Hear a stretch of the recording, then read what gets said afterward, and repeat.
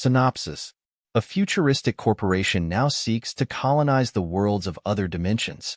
Behold the Matter Tool, an all-powerful device capable of shaping the world in any way the user sees fit.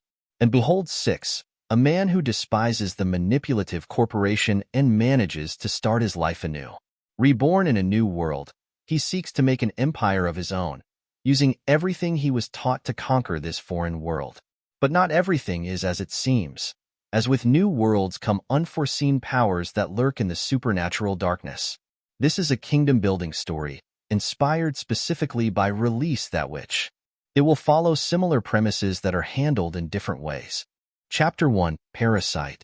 They called it the Matter Tool, a revolutionary item that could assemble and disassemble material objects with ease.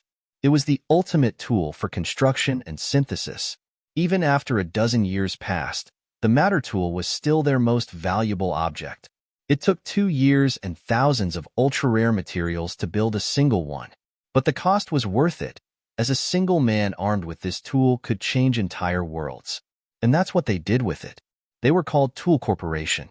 And within this corporation was a secret society that held control over the Matter Tools. This secret society chose one person every 2 years to wield each newly made Matter Tool. And then, through a special dimensional portal, they would send those chosen to other worlds in order to establish a presence there. But these worlds weren't just any ordinary habitable planets through the galaxy. These were worlds in other dimensions, other universes. It was the ultimate expansion plan for Tool Corporation, and that meant that their specially few chosen needed to be absolutely loyal to the corporation. My name is number 6, and I'm one of the special chosen. The Matter Tool was prepared a few days ago, and now, I'm going to be sent to some random world in another dimension. In front of me was the Council. They were the old men who distributed the Matter Tools and oversaw the dimension portal. I had fought for years against thousands of others to receive this honor. 6, your place has been chosen. Now, the time has come. Step inside. One of the elders waved, pointing to a large canister. I did as he said and entered it. At the same time, I glanced at the other 2 canisters that were to the left and right. I tried my hardest to keep my expression from changing as I saw the items. The first was the Matter Tool. I wouldn't get my hands on it until I was sent to the other world. The other item, though, was quite sinister. It looked like a large robotic parasite, and it was the thing that would ensure that even the most loyal subordinates would remain that way until their death. It made you a minion of the Council, a way for them to control you even from another dimension. So when one of the elders was sent to the same world in order to live the life of a supreme ruler atop the kingdom you created, they wouldn't have to worry about their loyal subordinates having turned against them in the time they were independent. In order to keep myself from inwardly cursing, I forced my mind to go blank. I refused to have any kind of emotional thoughts, just focusing on what was ahead of me. I stepped into the canister, after which it closed. Prepare the portal. With those words, I could feel the space around me distort. These portal sequences didn't cost much less than creating an entire Matter Tool. They took astronomical amounts of energy and force in order to tear open a dimension with the power of 1,000 miniature black holes. And the equipment used in the process was all destroyed, meaning they had to build brand new equipment and prepare all that energy for the portal every single time. It would cost far more if they were transporting anything other than a single person and 2 items. I observed the Council as everything around me changed. Keep it together. Just stay calm. I spoke to myself as my vision warped. And then, after a few minutes, the portal sequence finally completed. My body disappeared, and my consciousness faded. I regained consciousness and opened my eyes, seeing an unfamiliar ceiling. It was dark, so it was obviously nighttime. But despite the drowsiness that came over me, the instant I realized that the portal sequence was successful, I looked at my left arm. On it, I could see the parasite burrowing through my skin. It was miraculously painless. I reacted violently. Tool. With a shout, my right hand raised. Within my grasp was the Matter Tool. The Matter Tool couldn't be used against the parasite, a function built into the tool itself. But I had prepared for this day for a long time. I had studied the tool extensively, and I knew just what to do. In fact, it was rather simple. Extract power core. Emergency override. Ejecting power core. With my command, the tool opened itself and released a small black orb. This black orb was the tool's power source, something capable of generating basically infinite power, but only at a rate just enough for the tool to maintain itself and its functions. It was an amazing piece of tech, but it was also rather volatile. I grabbed this core and shoved it into the hole that the parasite was burrowing into. Then, I slammed my arm and the core atop it against the nearby wall. Bang! Zap! The core reacted violently as it became unstable, releasing waves of its power through my arm. The power traveled along the parasite's body that was trying to spread up my arm and through my body. It had managed to wiggle its way to my shoulder, but as soon as the power overwhelmed it, it stopped and convulsed. Unfortunately, I was also subject to that volatile power. Ack! My body shook like a fish as arcs of electricity bounced across my left arm and burned my skin. But I could feel the parasite convulsing inside. It was being destroyed. After several moments, the core began to stabilize itself. But the parasite wasn't completely dead, so I slammed my arm against the wall one more time. Damn it! I let out a yell as more pain caused my body to shake. But I had prepared for this. I knew exactly what I was getting myself into.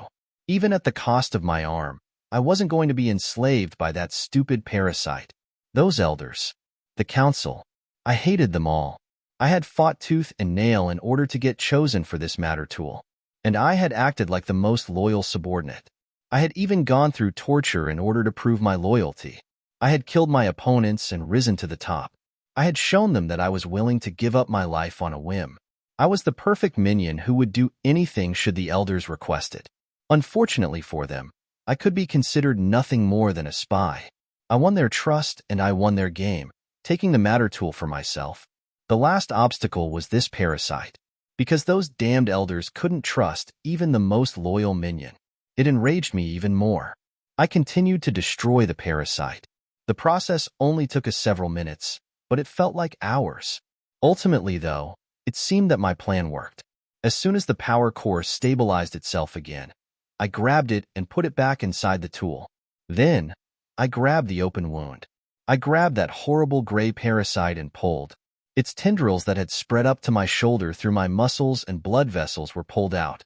In the end, I had a dead parasite a few feet long in my hand. I looked at it with hate as I brought up the tool. Annihilate. Warning. Power core is damaged. Unable to perform function. Annihilation. Please use recycle instead. Fine. Recycle. I shook my head before activating the function. Then, a beam of light shot out of the tool, enveloping the parasite and deconstructing it. It was disassembled and turned into nothing but a hunk of metal which promptly disappeared. All of the complex components were reduced to their bare materials, rendering it properly destroyed. Because the parasite was already wrecked previously, the tool no longer recognized it, allowing me to destroy it. With that, the parasite was gone. I was free. Ha. Ha ha ha ha. I couldn't help as a laugh escaped my mouth. So many years of secrecy and enduring, and all my work had finally paid off. Now, I was in some other world. Unfortunately, I was also exhausted. I didn't know what situation I was in, but I knew how the dimensional portal worked. Because of that, I wasn't afraid of passing out. I was the son of Duke Charles Fox. My name was Audius. My father, the Duke, had 5 children, 3 sons and 2 daughters. Of them, I was the 3rd son and 4th child.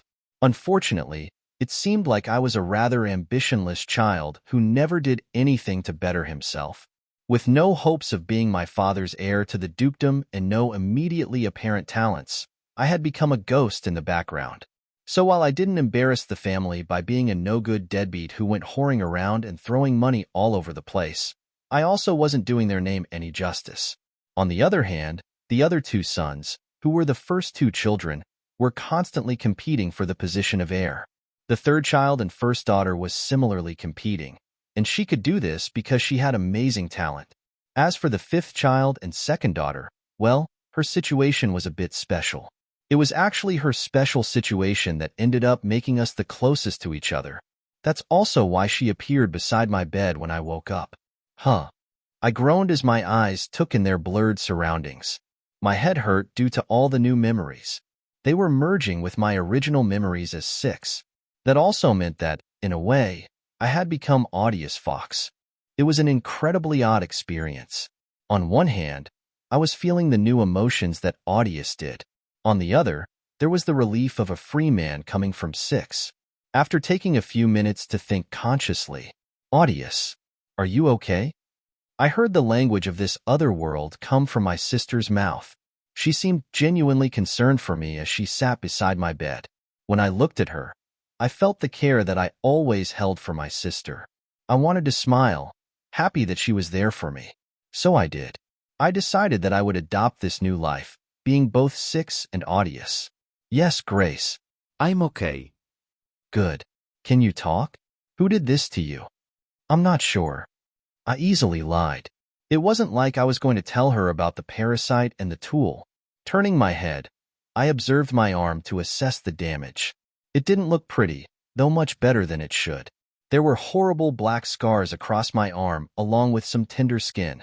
Somehow, I seemed to have healed while I was asleep, because last I saw, my entire arm was charred black. Now there were only the scars remaining, things that wouldn't go away easily even given tens of years. My arm would be scarred for the rest of my life. It was a price I'd pay any day for my freedom. As for the healing, I searched through my new memories. This world wasn't an ordinary one. Here, there were some people who were blessed with supernatural talents. I compared it to magic, but it was a little different. They were called sorcerers, and a sorcerer's supernatural ability was basically set in stone besides a couple of evolutions when they met certain conditions. Not much was known about the nature of the abilities, but there were many popular examples. For instance, healing. Those with healing abilities were sought everywhere. Many noble households kept one or two healers with them. My father kept a healer, a nice middle-aged lady. It was no doubt her that fixed me up. Unfortunately, sorcerers weren't exactly accepted by common society. Just about every kingdom and empire in this world either enslaved or outright hunted sorcerers. There were only a few groups that supported them, and those groups were similarly hunted. Only healers were a protected minority, and even then, they had very little human rights. They were treated more as a resource. The guards searched your room, but they found nothing that would indicate an assassination. It just looks like your arm got set on fire. The whole situation is rather confusing. Are you sure you don't know anything? I looked back at my sister. She was a cute girl a few years younger than me at around 18 years old. As the daughter of a duke, she was naturally beautiful with exotic purple hair and black eyes. And although she seemed to be asking with suspicion, I knew she wasn't actually suspicious of me. I gave her the obvious answer. Do I look like I would set my own arm on fire? Some are suspecting that you've awoken. We both know awakenings don't go like that. Yeah. She nodded with a sigh. Get some rest. A maid will be in soon to tend to your wounds. Father also wishes to speak with you, but he's willing to wait until tomorrow if you're too tired. Then if you can, tell him that I'll see him tomorrow. I'd like a day to collect myself. Of course. After that, Grace exited the room, leaving me alone. I let out a long breath and organized myself. I raised my right hand. When I did, the tool didn't appear in my grasp like last time. Usually you could call on it with your mind. It should have integrated with my body by now, a neat function that eliminated the risk of losing or breaking it, but it would still appear as the tool when needed. I tilted my head, but then I felt something in my left arm. My arm only had light bandages that exposed the wounds. So, following the odd feeling, I removed the bandages around my hand, and on my palm, the black orb, the power source of the tool, was there. Embedded into my skin, it seemed to be connected directly to my body through black scars that spread from it and across my hand. Not only that, but on the tips of my fingers appeared metallic pads. These pads sharpened to a point over my fingernail. I faintly recognized the structure these anomalies were forming. The tool. It had integrated itself with my body, but in a non-standard way. It seemed to have taken on a new form. Even this, though, had been talked about during my training. Tool Corporation knew that anything could happen in other universes. For now, I just checked its functions. Hopefully the core didn't take permanent damage in my brutish use of it. Run a diagnosis on the power core. With that command, I felt a sting in my brain. The process of information being directly written into my mind wasn't nice. Diagnosis: significant increase in volatility and reduction in power output. Unable to diagnose any permanent damage. Self-repairs are active and reserving a majority of remaining power output. Estimated repair time: unknown. Warning: several functions of the matter tool have been locked due to insufficient power. Warning: the laws of physics in this dimension are slightly different than normal. Complex blueprints are unable to be constructed. You must carry out research in order to rectify physical values. A slew of lines appeared in my mind, outlining a standard diagnosis. I sighed while rubbing my temple. I wasn't given a schedule regarding repairs, and the tool couldn't detect any permanent damage. That didn't mean there wasn't any, just that it didn't know right now. So the diagnosis was vague, but at least it was working to some extent. As for the research part, that was standard procedure. Tool Corporation knew that other dimensions might have different physical laws. Thankfully, they could tell which dimensions had physical laws that were closer to ours, and those were the ones they chose to send us to. In this instance, I would need to rectify the informational values of the physical laws. Stuff like finding out if gravity was stronger, or if the electromagnetic force was weaker. They could be infinitely small differences, but that stuff was necessary to know in order to carry out things like chemistry or reassemble materials. This also meant that more complex blueprints couldn't be constructed. I would have to unlock them after carrying out research. This physical law difference was also the reason for me taking over someone else's body instead of me being dropped into the world as if I were an alien. In order to adapt to the physical laws, the dimensional portal basically rewrote the code of the universe. At least, that's how I understood it. The reality of that technology was beyond me. Anyway, by doing this, they could spawn in objects and even override existing objects. That's how my memories and will were inserted into Audius. We are now both the same person, with two merged sets of memories and emotions. It was also how the tool could still exist. By spawning into this universe, the physical laws were automatically applied to it, allowing it to function as it did before. The only problem was that the blueprints and knowledge on the tool were information from the previous dimension and couldn't necessarily be applied here. It was all a convoluted system. Either way, I was here in this new body. And I wasn't lying when I told Grace that I needed a day to collect myself. It was time to figure out what the hell I was going to do with myself in this new place. Chapter 2: Territory. Duke Fox was responsible for a massive portion of territory that comprised an entire quarter of the Verlenium Empire. There were 3 other dukes of the empire that managed the other 3 quarters. And within his own territory, there were smaller counties that were managed by a few counts and border territories managed by a couple marquises. As a duke, Charles Fox was treated as superior to even the imperial princes and princesses, of which there were a few. In that way, his children were only lesser than the imperial children. At least, that was on paper. In reality, the status and treatment heavily depended on the duke's own opinions on his children, as well as their own power within the family.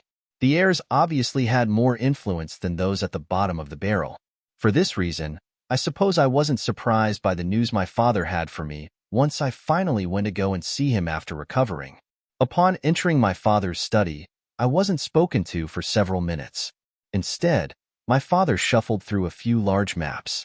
When he finally chose one and laid it out on a table, he turned around, facing out a window behind his mahogany desk. "You will choose a piece of my territory. A small city will be the limit, and a small town the minimum. What you choose is what you will travel to and rule over from this day forth." I was silent. It was a sudden command, but I had a feeling that this wasn't something he just suddenly came up with. I was 22 years old, and I had made nothing of my name. I studied just enough and acted just enough to get by. I was neither amazing nor an embarrassment. I was invisible in the family. I hardly ever spoke to either my father or mother, both of them busy interacting with important figures and my older siblings who were fighting for fortune and favor. And my father didn't resent me, just like I didn't resent him. We were neutral to each other, more than strangers, but not much better than acquaintances. What he was doing now was actually quite his style, and in reality, this could be considered a huge gift. It was his way of both kicking me out and giving me a chance. Not a chance to become his heir or anything of the sort, but a chance to make something of myself. If I managed a small piece of land well, then I could set myself up for the rest of my slow life, living relatively comfortably without having much to worry about. I could just sit on the sidelines, maybe marry a girl or three, and watch as the empire went through its various phases. Honestly, for one who wanted a peaceful and fulfilling life, this was the dream, even though it also meant a dead end. My father was being amazingly generous in this way. I was touched. Or, the me who was 6 was touched. The me who was odious wouldn't be able to realize the depth of this gift. He might even be flustered, scrambling to understand why his father was kicking him out. But now, we were both the same. I had enough time to process this merging of two people, but I also had time to think about what I was going to do with my life. And this gift, this opportunity, I couldn't have asked for anything more. I was thrilled as I calmly walked over to the map, gazing upon its detailed lines and dozens of landmarks. My father's dukedom extended all the way out toward one border, so he, along with the marquises under him, maintained a large, standing army. Not just that, but his land was rich in resources, making him powerful even amongst the dukes. The north of his territory was bordered by a mountain range, and the south was bordered by a sea. To the east was the rest of the empire, and to the west were open borders neighboring another empire and one kingdom. There were all kinds of rivers, mountainous terrain, lakes, and rich forests. There were also countless villages and small cities operated by barons, most of which surrounded the major cities operated by the counts. I had to choose a spot to inherit. It was definitely difficult, especially since I hadn't studied the geography much. But what I did know was enough to make an educated decision, meaning I wasn't just taking a blind shot. I had a few criteria. I needed hard resources, a water source, and the position needed to be advantageous both politically and militarily. Also, the place needed to have a good amount of people, meaning I wanted the largest established city I could get. With all that factored in, there were only 2 spots that I could choose from, and neither of them had significant enough mineral deposits to get marked. So, I asked, "Father, may I ask a question?" "That depends." I could tell. He was evaluating me with every word I spoke. Recalling Audius' memories, I knew that he was always like this, though Audius didn't know it. If I didn't ask the right question, he wouldn't answer.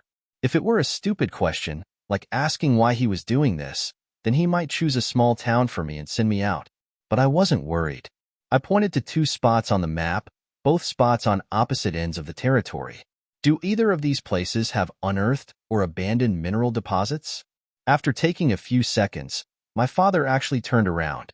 I looked him in the eye, not shying away from his sharp gaze. My father, despite only being in his 50s, already had graying hair. He was a hard-working man, an upright one. He was someone that I respected, both as 6 and Audius. He was cunning, smart, ruthless, yet generous. You couldn't ask more from a leader. It was why he was a duke, though as a son, you might want him to be a bit more connected. Regardless, he looked at me before looking down. After taking a long look at the 2 spots, he responded, "Why do you want to know?" "I'd like to do more than just get by as a small administrator. I was thinking that, at least with a mine, I could sell minerals to you and contribute to the family. Or perhaps you could think of it as me taking care of Grace." My father was silent, but he didn't seem unapproving. Looking back down, he pointed to one of the spots. The spot was a small city, a place located near a mountain, yet also near the border. There was a major river there, and it was generally in a good position, hence why I chose it. This place has an average-sized iron deposit not far from it. Since it has been idling there for years, I will give you the rights to that barren land. In exchange, I shall send an administrator with you who will be responsible for managing the daily affairs of your new territory, and I will own 40% of all iron that you excavate and smelt. I shall also give you a small sum of money as a loan that will help establish the mine, one that you will be responsible for repaying. My father laid out a few additions to this little agreement we were making. In this way, he was giving me more of a chance to prosper. With an iron deposit, I could make far more money than normal. It held enough potential to make me a sizable trading partner. Of course, that was if I played my cards right as a competent ruler. And this was the purpose of the spare administrator and the loan. My father wanted to keep tabs on me and my spending to see if I would really develop myself. This loan would be the tool he used to measure my ability, along with the administrator who would no doubt report to him. It was a form of surveillance, but I didn't mind. So, after he laid out the few conditions, he looked to me for confirmation. Normally, this would be too complicated for Audius to grasp, but I was no longer just Audius. I nodded to him. I'll do my best with what you give me. I look forward to your results. I will give you 4 days to leave. I understand. Thank you, Father. With that, I turned and left the study. I could feel my father's gaze on my back as I did so. I headed back to my room. When I arrived, though, I saw Grace outside my door. She looked concerned as she noticed me. Audius. Grace. What did Father want you for? Worry laced her question. Perhaps rumors of me awakening as a sorcerer had her thinking that Father was going to do something to me. But not even she could have guessed the reality. Father has given me a small city to rule over. Within the next 4 days, I am to leave the house and take residence in my new territory. New territory? She was quickly shocked by my words. What? Father, he's kicking you out? Yes and no. You seem calm about this. You do realize what he's doing, right? He's placing you on the road to a dead end. Grace was a bit panicked as she tried to explain the implications. And it was true. Even with the mine, this was basically a death sentence to any kind of ambitious career I'd ever hoped to embark on. But she didn't know what I knew. Grace, it's okay. I mean, did I ever plan on competing with our brothers and sister for the seat of heir? No. Then there's no reason for me not to take this offer. Besides, suddenly, I glanced around, making sure there was nobody in the hallway. Then, I pulled Grace close, putting my mouth near her ear. I whispered softly, your guess about my awakening as a sorcerer may not be off the mark. What? I could feel her shake a bit. But you said? I just didn't know how to explain it. It seems to be something with my mind. I don't know the details myself yet. Still, I've made plans to explore this while in the territory Father has given me. I backed away with a small smile. This was the best way I could cover myself when the time came to develop things with my tool. Grace stood there for several moments, processing the weight of my words. Then, she looked at me with a determined gaze. I'm coming with you. I don't mind, but you should tell Father. I will. Saying that, she immediately marched off to Father's study. I knew Father would agree. After all, Grace wasn't unlike me who blended into the background of the family. Normally, she would be close with our mother, but our mother was always focused on the eldest daughter who was fighting for the position of heir. Grace wasn't spared a single glance. In that way, our mother was even worse than our father. We were the outcasts, and we stuck together. That was one thing I couldn't suppress when becoming Audius. I cared for Grace deeply. She was the most important person to me in this life. So I was happy when I heard that Grace was going to start packing. With that, we prepared to leave our home. Neither our father nor mother were there to see us off. There were only 3 carriages along with a small armed escort of knights. Grace and I were in one carriage while the administrator my father assigned was in another. The last was for a few guards. Other than that, it was quiet in the early morning. It was rather lonely. We really were being kicked out, and neither of our parents were even willing to pretend to care about our departure. Not that we needed their goodbyes. Grace and I had been on our own for plenty of time now. I was neutral with my father, and Grace was estranged from our mother, who was arguably worse than our father in terms of parental love. So perhaps this dull send-off was appropriate. Without delay, our items were packed, and we were on our way. There are 2 ways to rule, as a tyrant or as a lord. A tyrant retains absolute control of its people. Nothing happens without the tyrant's hand in the middle. Trade, production, military, education, development. All these things are managed directly by the tyrant and those that comprise his eyes, ears, and hands. A lord, on the other hand, merely manages the general affairs of his people and leads them toward prosperity. While the lord would have his place in the aspects of its society like production and trade, he would only be there for the purposes of facilitating it, establishing the channels and guidelines to go about trading with others. It was the difference between the people working for their government and the government working for its people. Of course, there were many other details one had to consider. Many specific laws and doctrines could affect these things and determine just how free the people were to do as they wished. The technological level of the society also greatly affected the modes of production and trade, creating and destroying industries, and changing how people needed to be managed. My dilemma was precisely over these particulars. As 6, I was educated for years and taught things from just about every field there was in education. From government, to science, to tactical combat. I was taught everything, and I would need to use everything in this other world. After all, we were sent here as agents who were required to establish not just a foothold, but an empire of our own. Preferably, we were meant to take over the world, but sometimes that wasn't entirely possible. Nevertheless, we special few had to choose the best system of rule to use in order to establish ourselves. Normally, being a tyrant was the easiest and most effective way. By using our tools and developing impossible technology on these often primitive worlds, we could easily take control of the masses and use them as nothing more than cattle to perform labor. Being a lord was a bit harder, but its results had the potential to be far greater than that of a tyranny. While Grace and I made our way to my territory, I thought long and hard about how I was going to run things. And I immediately decided that I wasn't going to be a tyrant. There was no need to be. I was a free man. There was no parasite to control me and no council to determine my fate. This was a new life for me in a new world. I had no attachments to my past, only bad memories and resentments. If I was going to become a ruler, which I was, then I was going to make sure that my people were prosperous and grateful to their lord. None of us who were in the running for a matter tool were ambitionless. We all had grand thoughts of vast empires that we sat at the top of. We all had our own deep philosophies. I wanted to enjoy my life, so my philosophy was that of unbridled fortune. But unfortunately, certain things that I would be doing had to be a bit tyrannical.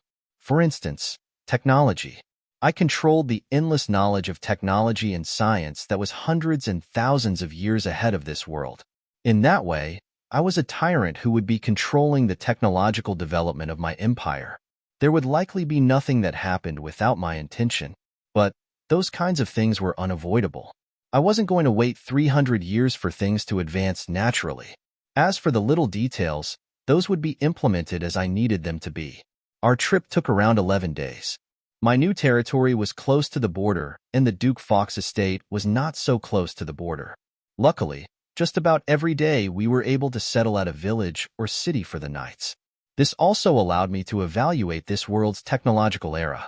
The Iron Age was already long past, and this place was at minimum making its way beyond the Middle Ages. One major landmark in a civilization's development was the creation of cities. A large city meant that farmers had enough technology to not only grow vast amounts of food, but transport them to the cities. There weren't any vehicles beyond horse-drawn carriages, but there were a few things I saw while within the cities that made me realize this world was headed in the right direction. For one, the cotton gin and the printing press. I personally saw these two items after searching for them in the two cities we passed through. I was pleasantly surprised. This meant that this place was at least on the verge of entering an industrial revolution. And this was just in the cities we passed. Neither of them were major capital cities, which would have the best technology. It was comforting knowing that this world wasn't in the Middle Ages and was advancing nicely. However, there was still one outstanding issue that I would have to decide on in the future. Sorcerers. These people were supernatural and also represented another branch of technological or magical development. From my memories, I knew that most global powers did not like these sorcerers. They were seen as the spawns of what this world thought of as the devil, only, unlike witch trials and such which were unfounded power trips, these people really did possess amazing and exotic powers. It was something new, something beyond pure technology that could vastly warp this world's future. Unfortunately, because of the conflict between the ordinary and the magical, this world was still in a kind of deadlock. They were beyond the Middle Ages, but they weren't quite pushing into the industrialized era. This world naturally had its religions, and there were three major religions that Audius knew of. The people of this world still needed to push into the Age of Reason, realizing that science didn't contradict religion, and working on wholeheartedly advancing technology. But the religions and the issue with sorcerers kept that from happening. These two groups warped the public, hampering them from progress. It was likely an issue I would need to tackle myself if I was going to play as ambitiously as I wanted. We're entering the city. Suddenly, on the final day of travel, Grace alerted me. Chapter 3. Archdruid. I opened one of the windows of my carriage to look outside. Our escorts and their horses trotted into the city on stone roads. The city guards stood to the side respectfully and stiffly. I looked up at the sign we passed under. Northtown. That was the name of this place, a name that came from a time when this small city was much smaller. Many heads were turned as our carriages entered, dozens of citizens staring at our escort that was equipped with luxury befitting a duke's. Everyone made way as we headed to the city center. I looked around at my new territory as we passed by buildings and curious citizens. Most houses were made of brick and mortar and stone. All the buildings got progressively nicer toward the center of the city, which was natural. Weird enough, though, this city didn't have a wall. Toward east side of the city was a major river. To the north were mountain ranges. There weren't many farmers or farmland nearby. Those food-growing centers usually became the foundation of villages, and this city was close to several that it received food from. Other than growing food, though, this city had no major specialties. Production was minimal in all areas. It was only enough for citizens to get by and for the city to pay taxes. The person running this city simply didn't have the skilled labor necessary to prosper in any significant capacity. It was a normal small city. Still, I was curious as to how the current lord of the city would react. After all, he was basically being kicked out. Not that I didn't have my own plans him. Thankfully, I was able to satisfy my curiosity. In the city center, besides the large city hall, there was a notable manor. It was here that we stopped. Ugh, those are not fun rides. I grunted while climbing out of my carriage. The comfort level of transportation needed plenty of work, even with the luxurious inserts of a duke's carriage. Grace smiled at me before we both took up positions at the front of the escort. There, we saw the gates of the manor. The only person in this city with a manor was the city lord, and he was already there to greet us. This world seemed to have its own seasons, and currently, we were in the spring season. It was cool yet humid, yet the city lord who seemed to have been standing there for a while was sweating. I had researched this man prior to coming. Baron Viral, thank you for greeting us. Of course, Lord Audius, Lady Grace. Baron Viral. He used to be a knight, and through great merits in a war not long ago, he was granted the title of Baron. The man was tall and built like a wall. You could tell he wasn't the strong knight of his prime, but he still retained his strength through constant training. Even now there was a sword on his waist, no doubt a habit of his. Baron Viral also had a wife and 4 children. All 4 children were presented in their best attire. 3 boys and 1 girl. The oldest was 25 years old, older than even me. Then, each child was 2 or 3 years younger, the youngest being an 18-year-old girl, same as Grace. The boys didn't seem to be happy in my presence. While their father bowed toward Grace and I, they weren't quite so giving. The oldest looked at me like he was going to kill me, while the other 2 looked at Grace. I could understand why they weren't happy. I wasn't just taking their father's position, but they were no longer in the position to inherit the city when the father handed it down. I was taking everything from their family, all on the whim of my father. An insurmountable difference in status.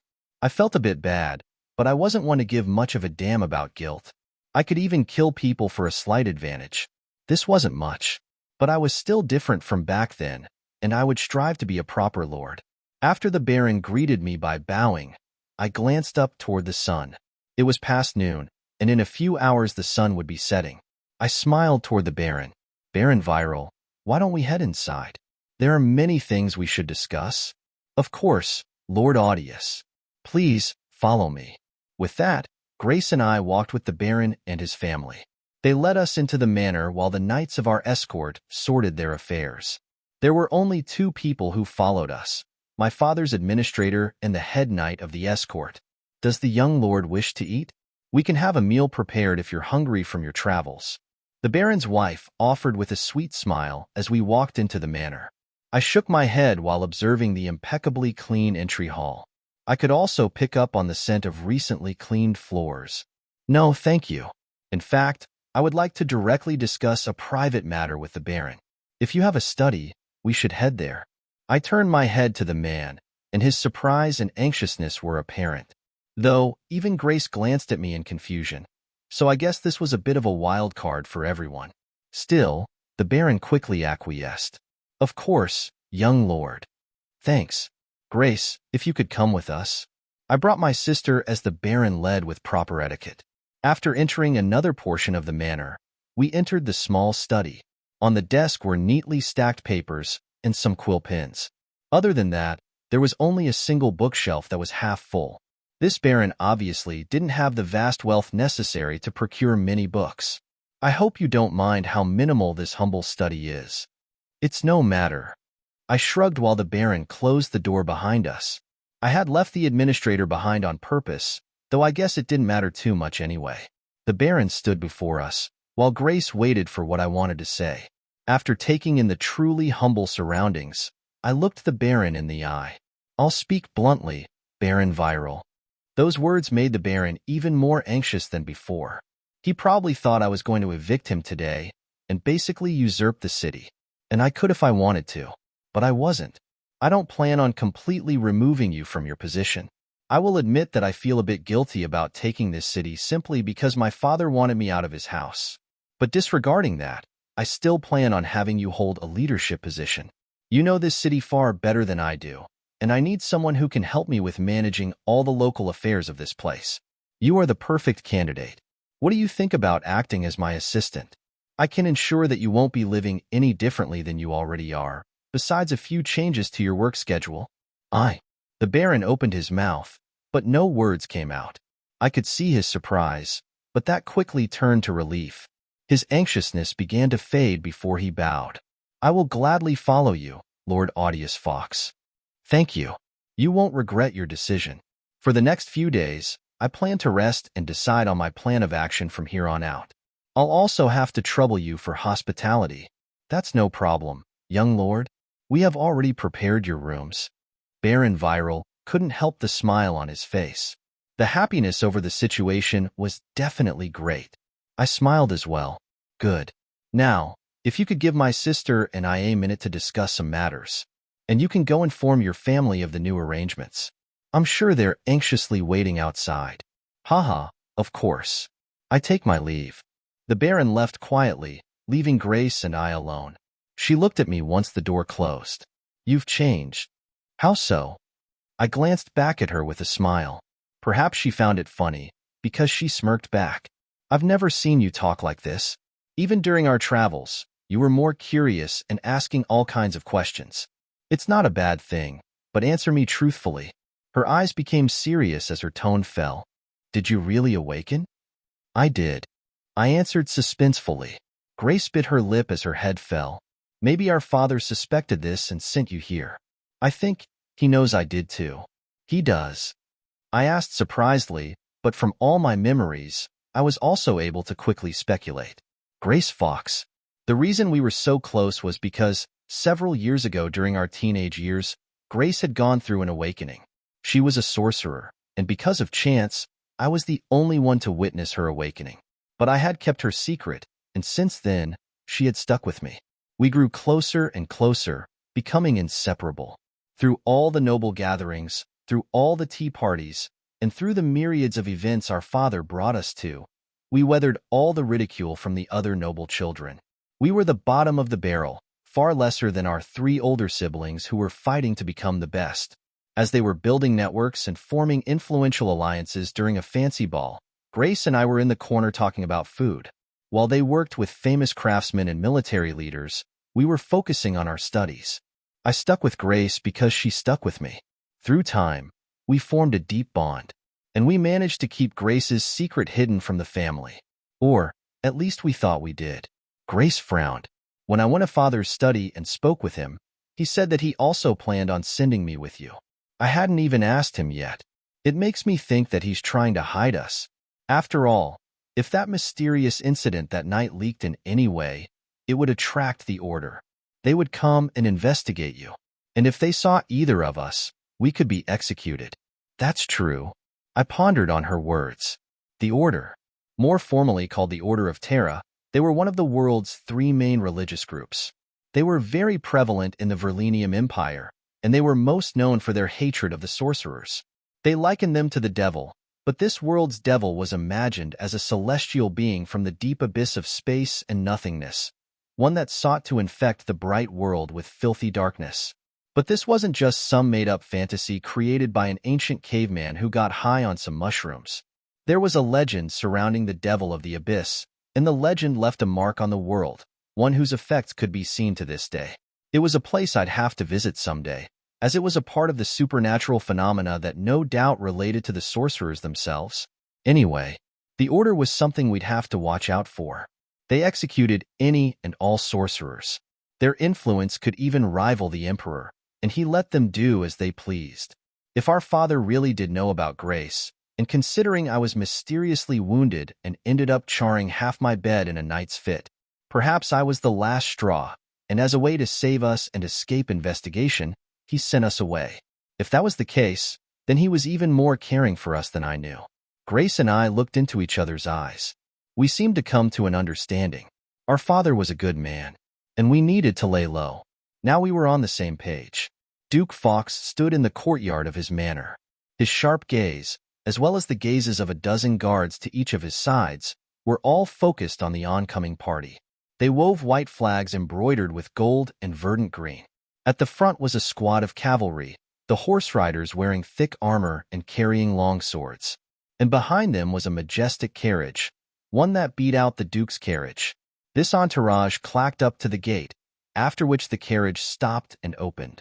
3 people were led out, and under an armed escort, they approached the Duke. The 2 parties stood 3 meters away from each other.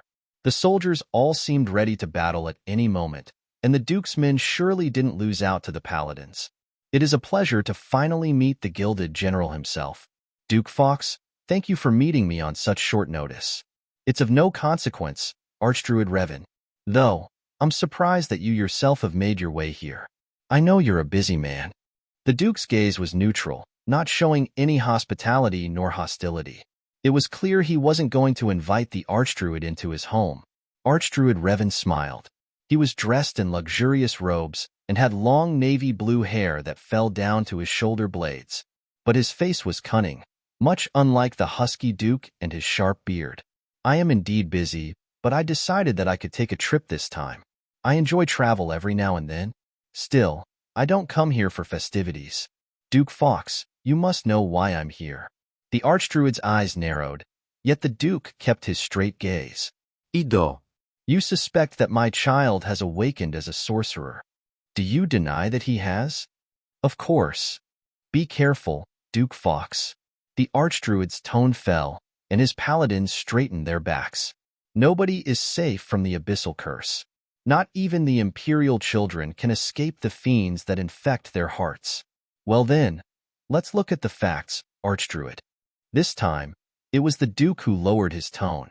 His guards became no less imposing than the paladins. My son, Audius Fox, is a man. We both know that male sorcerers are non-existent, mere rumors and stories. Now, I realize that someone amidst my household seems to think that they are allowed to spread information without my approval. I will deal with that matter later, but right now, you must decide whether or not it's worth it to pursue this matter over a groundless rumor. Because sorcerer or not, the Order is not permitted to encroach on my territories as they please. Archdruid Revan hummed while gazing at the threatening guards beside the Duke. The Gilded General. It was a title earned after Fox earned just about every merit in the book. The highest honors of valor were given to him, and he was responsible for leading the strongest regiment of knights the Verlenium Empire had ever seen. Of course, that was several decades ago. He had long since faded from his shining glory, but that didn't mean he was any less of a lion than he used to be. And the soldiers around him were seasoned warriors, nothing less than the best who had earned their place amongst fields of corpses. They even wore their weathered armor, displaying their ability through the scars of battle. That said more than the pure armor of the paladins who now looked like mere decorations. In the end, the Archdruid took a step back. I understand, Duke Fox. I apologize. However, I'd at least like to know, where is your son? Gone. Can you elaborate? The Archdruid's brow raised, and the Duke turned his back. My son seems to think that he no longer needs me, so he's left without warning, off to another place that I don't know. Oh, one might think that he's escaping. He only left after healing, but I suppose if that's the case, then perhaps my daughter has escaped as well. Those two have always been close and left together. But you must know about the fierce competition for the position of the Fox heir. Those two are far behind, and I'm sure they are also full of ambition like their siblings. Perhaps. The Archdruid has a small smile as he watched the Duke walk back toward his manor. The Duke waved. Please, see yourself out. I have much work to handle. The Archdruid watched until the Duke's guard approached, intending to escort their guests out. Like that, they retreated, having gained nothing. Chapter 4, Taya. Baron Viral's family was naturally happy to hear that, Grace, and I weren't just evicting them before taking everything. In fact, becoming the assistant to a duke's child, regardless of their position in the family, was far better than their current situation. So long as I was as open as I showed myself to be, they would be able to prosper much more. The name of a duke wasn't to be taken lightly. Even a duke's bastard child needed to be treated well, let alone a legitimate child who hadn't disgraced his family name. So my mere image was worth something to anybody who might deal with the city. Grace and I were set up within 2 of the largest bedrooms of the Viral Manor. It was a nice place, not very luxurious, but that was to be expected from a baron. We ate every morning, afternoon, and evening. The few maids of the household cooked nice dishes, though they obviously splurged since we were here. Even the children of the baron were surprised by the amount of food. We were comfortable in the place, and the subsequent day after our arrival was taken to relax. After that, though, our days of rule began. I invited Grace for a walk around the city, to which she happily obliged. After putting on modest clothing, we slipped out of the manor and took a stroll. There were many thoughts going through my mind, thoughts about how I should rule this place and what steps I should take. More than that, though, I thought about my goal in all this. I didn't simply want to rule the world, but it was impossible for me to settle for being a mere city lord. I was a man of ambition, and for years I had dreamed of building an empire. I was here because of that dream. I had fought for so long in order to get my hands on a tool that would grant me a new life and a greater identity. But this world also had its curiosities, sorcerers, and the great mysteries of their power. The hidden dangers that I only had a vague idea about, once heard from legends and stories. It was a whole other realm that I wanted to investigate, and I couldn't do that without power. So I had to start marching my way to that height from the humble beginnings of this small city. It was hard to know where to start, especially since my tool wasn't fully operational. I couldn't just start generating advanced technology and take the world by storm. So assessing that would be a top priority. But first, I needed to survey this city, which was why I went on a walk with my sister. Grace and I both inherited the purple hair of our mother, something neither of us were too fond about. Either way, it made us stand out, especially considering we had driven through here on a fancy carriage only 2 days ago. Not that either of us minded. Our gazes drifted between the buildings and the people as we walked by, and I scouted all kinds of technologies that helped me reaffirm my estimation of this world's tech level. My conclusion was that they really were about to enter an industrial revolution. If anything, they were in what could be described as a Victorian era, a time where science was beginning to boom and people moved away from religious and mystical explanations of various arts. Of course, this was all being hampered by the concept of sorcerers and the hunt against them. People's fixation on the mystical was slowing progress. Grace and I walked from the inner city to its outer bounds. Of course, since we could walk the distance in no significant amount of time, it meant that the city wasn't large and there weren't many people here. And while I did see the signs of a slum zone, the city maintained a good standard across the board. There was only one thing that surprised me. Oh, is that a gallows? I stopped in my tracks as I entered a wide plaza. In the center of the place was a wooden structure with beams and ropes, several tied into nooses. It was obvious what they were. In the corner of my eye, I could see Grace's face darken. The Order's influence is great. City lords are required to hang any sorcerers they find, or they face persecution. These are standard just about everywhere. I see. But why are they preparing them? I asked while watching a few men tie the ropes and bring out stools. There must be an execution later today. What should we do? My question caused Grace to look toward me with a conflicted gaze. As a sorcerer herself, she naturally hated the idea that she would be turned on and executed by all those around her if she were found out. It made her want to save sorcerers. She likely felt a form of hypocritical guilt since she was able to live lavishly while they suffered atrocities. But she also didn't want to take the risk. She would risk me and her family if she got caught, and she would die herself. I also knew all this, of course, and yet I still asked the question. She asked back, "What can we do?" "We can just delay the hanging indefinitely." The sorcerer disappears, and over time everybody forgets. Nobody has the mind to remain fixated on it for long. "Can we?" she asked hopefully. I answered by turning and walking back in the direction of the city center. "Let's go ask." This is the only prison, and it's not large as we don't get many criminals. Any sorcerers we find are also taken here. I listened silently as Baron Viral led us into an underground basement. It was basically a dungeon, and when we entered, I saw several small holding cells. It was run down and the air was stuffy. It obviously wasn't touched or entered very often. Within the dungeon was a single person. Grace and I stopped in front of the cellar. I observed the girl inside, the person who was to be executed only a few hours from now.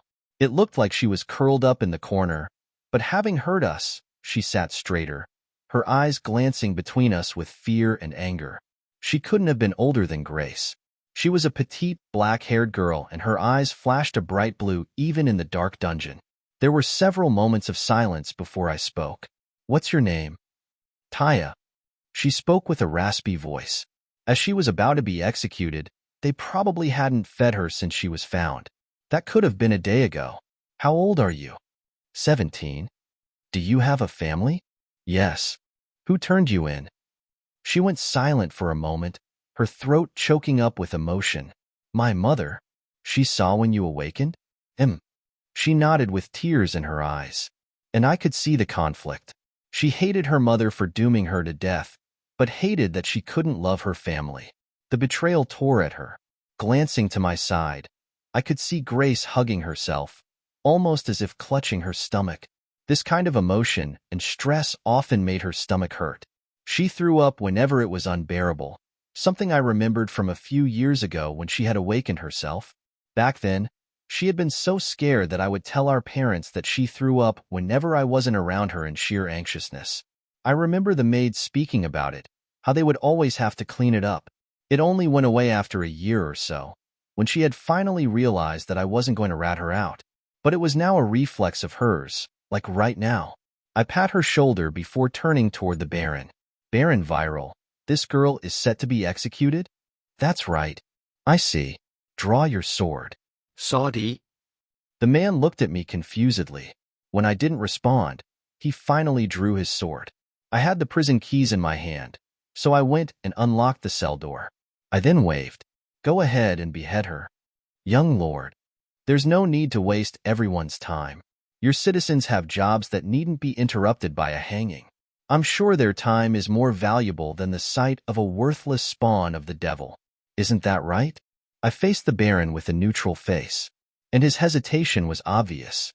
He looked between me and the girl. He saw the girl and her pitiful appearance, and he heard how she was betrayed by her own mother. A mere 17-year-old girl, and she was being hanged. Her death would be celebrated by the city, or it would on the outside. Just how many people couldn't bear to watch these events? Although the church's influence was strong, how many hesitated when they saw young girls being murdered and rethought just how just it was? They may hate sorcerers, but the image of a girl like Taya didn't overlap with that of a devil spawn. How many fathers and mothers lost their beloved children this way? How many were forced to watch as their child was brutally killed? In front of blood, what did the opinions of strangers matter? In front of blood, creeds fell apart and principles crumbled. After many seconds of watching the Baron hesitate, I lowered my hand. "Baron, Could you kill your child? I would rather die. So how evil must someone be to sentence their own daughter to death? The Baron was silent, his sword falling, and his grip tightening. To have so much hate in your heart that it blinds your eyes and twists your mind. Priests that these people don't even know have filled their heads with so much fear that they turn on their own children in blinding hatred. They would allow strangers to manipulate them so thoroughly. Just think, if your child suddenly awakened one day, that all your citizens that praise their benevolent city lord would flip like a coin and call for the death of your blood. If you understand what I'm saying, then I want you to do something for me. I turned away from the cell, standing before Grace and placing my hand on her head. Have Taya take up residence in your manor, and do it quietly. Don't acknowledge or say anything about the hanging, and let the citizens forget there was ever a sorcerer that awakened. Consider this your first assignment. Or, you can kill her yourself. With that, I nudged Grace along, taking her out of the dungeon.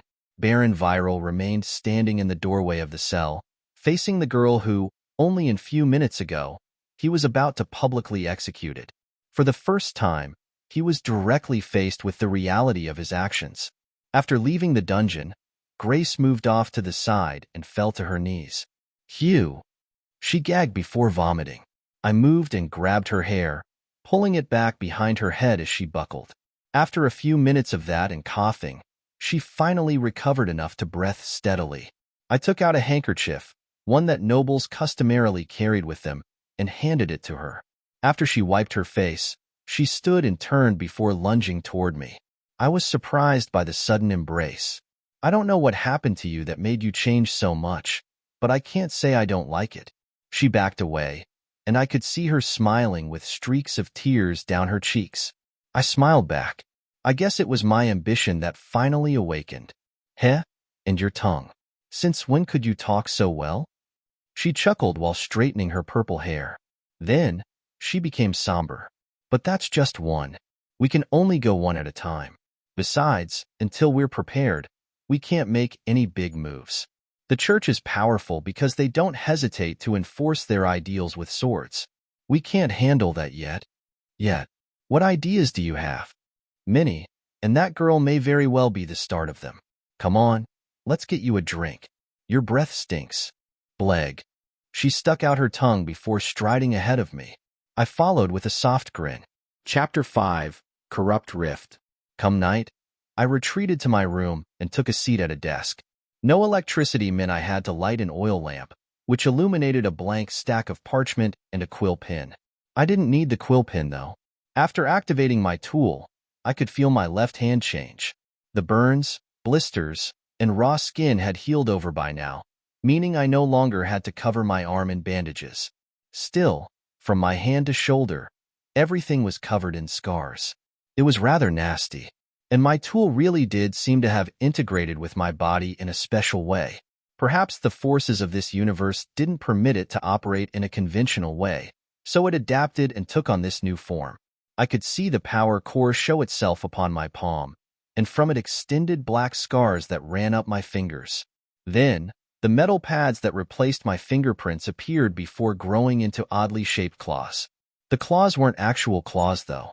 They were the guidance prongs that the power of the tool was supposed to be projected from, but they were still incredibly sharp.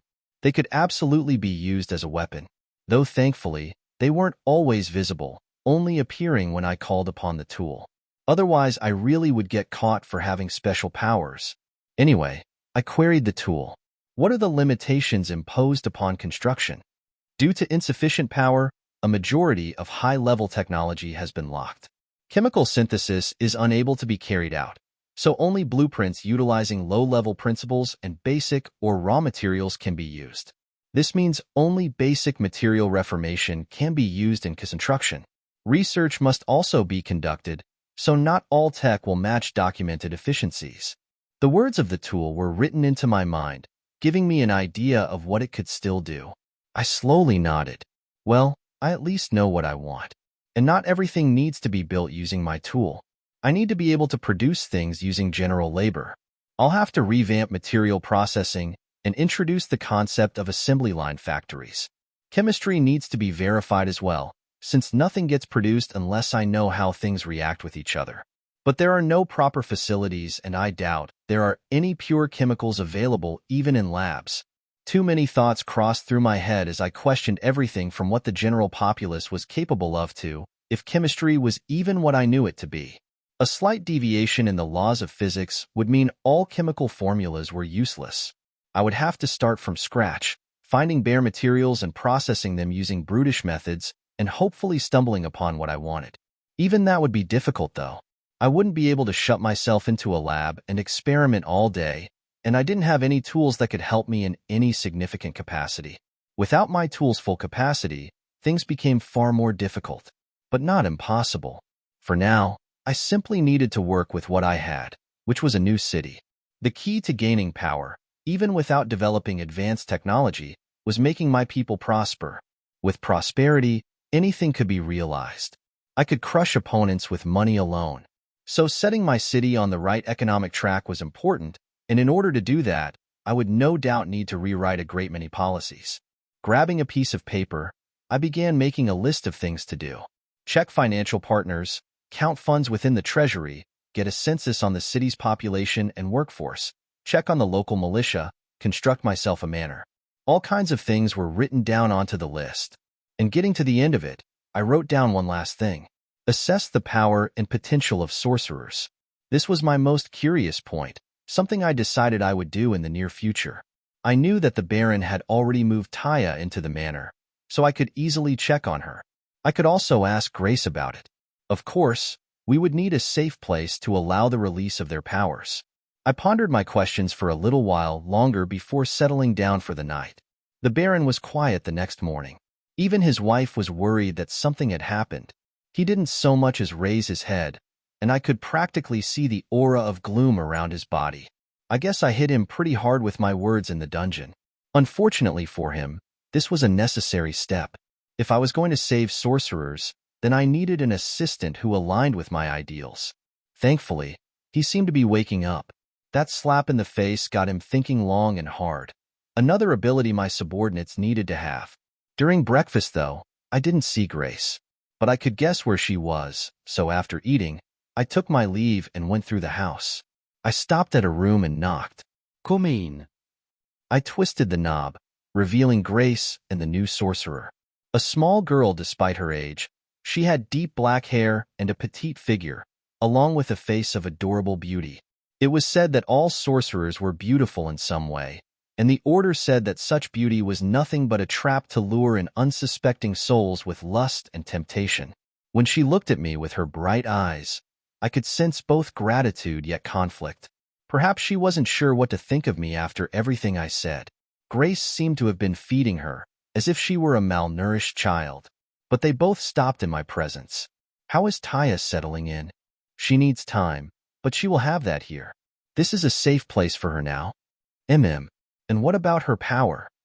I asked curiously. I didn't even know that much about Grace's power since she never used it. So there was much to learn. Grace faced Taya, who nodded before slowly lifting her hand. She grabbed one of the fruits on the platter beside her. And then, I watched as the skin of the fruit shriveled and withered, corroding before turning brown and releasing a deathly smoke. My eyes widened. Amazing. Truly a unique power. Corrosion. Or entropy. I wonder, entropy? Grace tilted her head at the foreign concept. It's a term that I only came to understand with my own awakening. Anyway, Taya, I can't say that I'm surprised you got caught. The phenomena your power induces cannot be matched by any ordinary substance or machine. I'm sure that you caused quite the ruckus and left a great mark on your surroundings during your awakening. Taya went silent, but she couldn't help but nod. The power of corrosion could only be recreated by powerful acids, something this world was unable to create. So even by my standards, it was an extraordinary ability. It would surely have its applications should I put Taya to work with her ability. But for now, I couldn't do that. That would make her feel like a mere tool, and Grace surely wouldn't approve. Plus, I didn't yet have any of the infrastructure I wanted in order to begin advancing the science of this world. I changed the subject. For now, I recommend that Taya remain within her room. The most she can safely do is wander the house, at least for the next few days. After that she can go outside, but only with clothing that conceals her appearance. I don't want anybody recognizing her. Be wary of even the maids. Don't worry. I'll be taking care of her. Grace gave me her guarantee, which was all I needed. That's when I turned my gaze, setting it on a table on the opposite side of the room. I walked over, picking up the collar atop it. It was a pitch-black metal that was cold to the touch, designed specifically to be a restraint. But from my knowledge I knew, it wasn't any simple restraint. A sorcerer's thorn.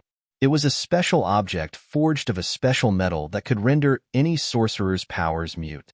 It reduced them to the level of an ordinary person, sometimes even lower. It was always used on sorcerers, and was an extremely effective method of keeping them harmless and defenseless. How it was forged and the material it was composed of was a mystery to most, even the people who created it. Needless to say, it was something I needed to study when my tool was more functional. There was also something I wanted to test with it. I grabbed the collar and the keys used to toggle the lock.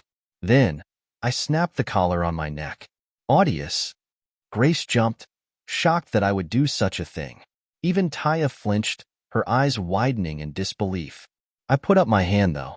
In my mind, I called upon the tool, and I smiled before casually unlocking the collar and tossing it back onto the table. I was just curious. Grace, keep the collar in a hidden place. As for today, I plan to speak to the Baron about the details of this city's governance. You can join me in his study if you wish, or tend to Taya. And Taya, please do take care of yourself. I also apologize for my harsh words in the dungeon. With those words, I left the room, leaving the two girls to themselves. Then, I want to go find the Baron. We had many things to discuss. The small city of Northtown that Audius now lorded over was south of a great mountain range. The snowfall atop this mountain range generated large sources of water, primarily a great lake as the base of the mountain. And this lake is what created the Ridge River that passed by Northtown's eastern side, providing it with a bountiful canal and making its land fertile. But this mountain range that was thought to be merely barren, unusable land was actually home to a small and hidden group of people. A militia of sorcerers that traveled in the harsh environment of the mountains to escape the genocide of the Order of Terra. Composed of only 23 females, their leader's name was Helva. Together, this group constantly traveled the mountains like nomads to sustain their small population. But they also worked to gather other persecuted sorcerers, gathering intelligence from nearby towns and cities, and raiding them when there was a sorcerer to save, taking both the girl and supplies. And what should have been yet another standard raid was shockingly called off. Gentle Snow, is what you say true? Helva asked with both surprise and suspicion in her voice, her scarred face and ruthless voice filling others of the militia with slight fear. Gentle Snow, the young woman before her, nodded plainly. Around them was the eerie silence of the cave that served as one of their hideouts. My words are correct. Not only did a duke's child take residence within the town, but the sorcerer's execution was also called off. I was unable to investigate further, but I suspect something deeper has occurred with the situation. I was also unable to find the sorcerer within the dungeon of the city. Helva's face tightened, as if angry with Gentle Snow. Gentle Snow merely stood there, a soft expression on her face. Gentle Snow, as her name implied, had a very gentle complexion, one filled with beauty. With short hair and a lithe figure, she was armed with a skirt, tight clothing, and several knives, giving away her identity as an assassin. We cannot save that sorcerer. Cancel the raid. Matriarch? Some of the other sorcerers were confused. Helva huffed before explaining. Under ordinary circumstances, we could continue with the raid. But those are a duke's children, and since they have moved the sorcerer to another place, we can't risk getting into a direct conflict with them. It seems we were too late this time. All the women looked down in sorrow, except for Gentle Snow and Helva, who had their own complex thoughts on the matter. Matriarch. Suddenly, everyone heard a shout. Their heads turned to the entrance of the cave, seeing a small figure flying through the air. Matriarch. Raven? Helva urgently approached, the little girl coming to a rough stop. Her black hair was disheveled and her large eyes were wide with fear and excitement. Matriarch, I found something. What is it? I saw a corrupt rift. It was coming from between the mountains. A what? Everyone jumped in shock. A corrupt rift. Some like the Order called them the gates of hell. It was supposedly a massive fissure in the ground, one that released clouds of black fog that tainted the surrounding land. These abyssal fissures often became active during the summertime, and with the black fog came hordes of corrupted monsters that sought the flesh of all living beings. There were several corrupt rifts that regularly attacked cities around the world, and they could appear anywhere. But this mountain range wasn't supposed to have any, which was why this band of sorcerers had established themselves here in the first place. It was catastrophic news, and not just for them. Northtown, which was near the base of the mountain, would be the first place those corrupted monsters would attack. And for the small city that had no defenses or military of its own, it would undoubtedly be utterly massacred. But nobody was thinking about that city. Instead, they were all terrified of standing in the way of the hordes of monsters that would come in the future. What do? We have to leave. But where do we go? Quiet, Helva shouted, causing the cave to go silent. We will discuss this, but for now, we're safe. In the coming days, we need to prepare to move all our supplies. Our destination shall be decided later. In the meantime, everyone needs to go and rest. Night is already upon us. With that command, everyone had no choice but to bury their worries and prepare for bed. Except for gentle Snow. When night graced the world in darkness, her body transformed by her command, turning into a flurry of white snow that drifted in the wind. And she disappeared from the cave, not so much as making a sound. Chapter 6, Gentle Snow. My talk with the Baron went rather simply. Because it was a small city, there wasn't much in the way of law and policy. The people of the town lived by basic rules like no stealing or killing, and other petty crimes were either dealt with personally or became a legal case heard by the city lord who would deliver his judgment. Other than that, everyone lived lives that weren't complicated by any kind of extensive legal system. And beyond the city, the Baron had a single trading partnership with the nearest city called Silk Valley, a place known for their silks and fabrics as per the name. The Baron traded food with them since Northtown was home to vast fertile farmlands. They had enough surplus food to sell to and feed another city, generating passive income and allowing Northtown to slowly develop itself. This also meant that farmers within the city were very successful, and since food was cheap, it allowed other citizens to prosper in industries like hunting and stonecutting. Speaking of, stonecutting was another small industry within the city, though it was painfully underdeveloped. With the nearby mountains, there were plenty of resources like granite and limestone. But because there weren't enough modes of transportation, the few stones that made their way down the mountains were forced to stay within the city, only being used for local construction. There was no way this small city could sell any significant amount of stone to other places. But I didn't mind that. If anything, it allowed our city to build itself on a stronger foundation. Instead of hard mud houses, they were using stone and wood. And in the future, when I expanded industry, those sources of stone would present many opportunities. Stone cutting and farming. These two things basically summed up the entirety of this city's economic situation. I couldn't really expect much from a small city, but it could definitely be worse. As for any kind of armed presence, there were apparently only 40 guards that were responsible for securing the entire city. And even they didn't do much.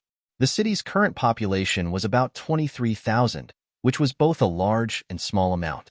In this world, it was large enough population to be called a small city. But compared to the visions I had for the future, it was a pitifully small amount of people.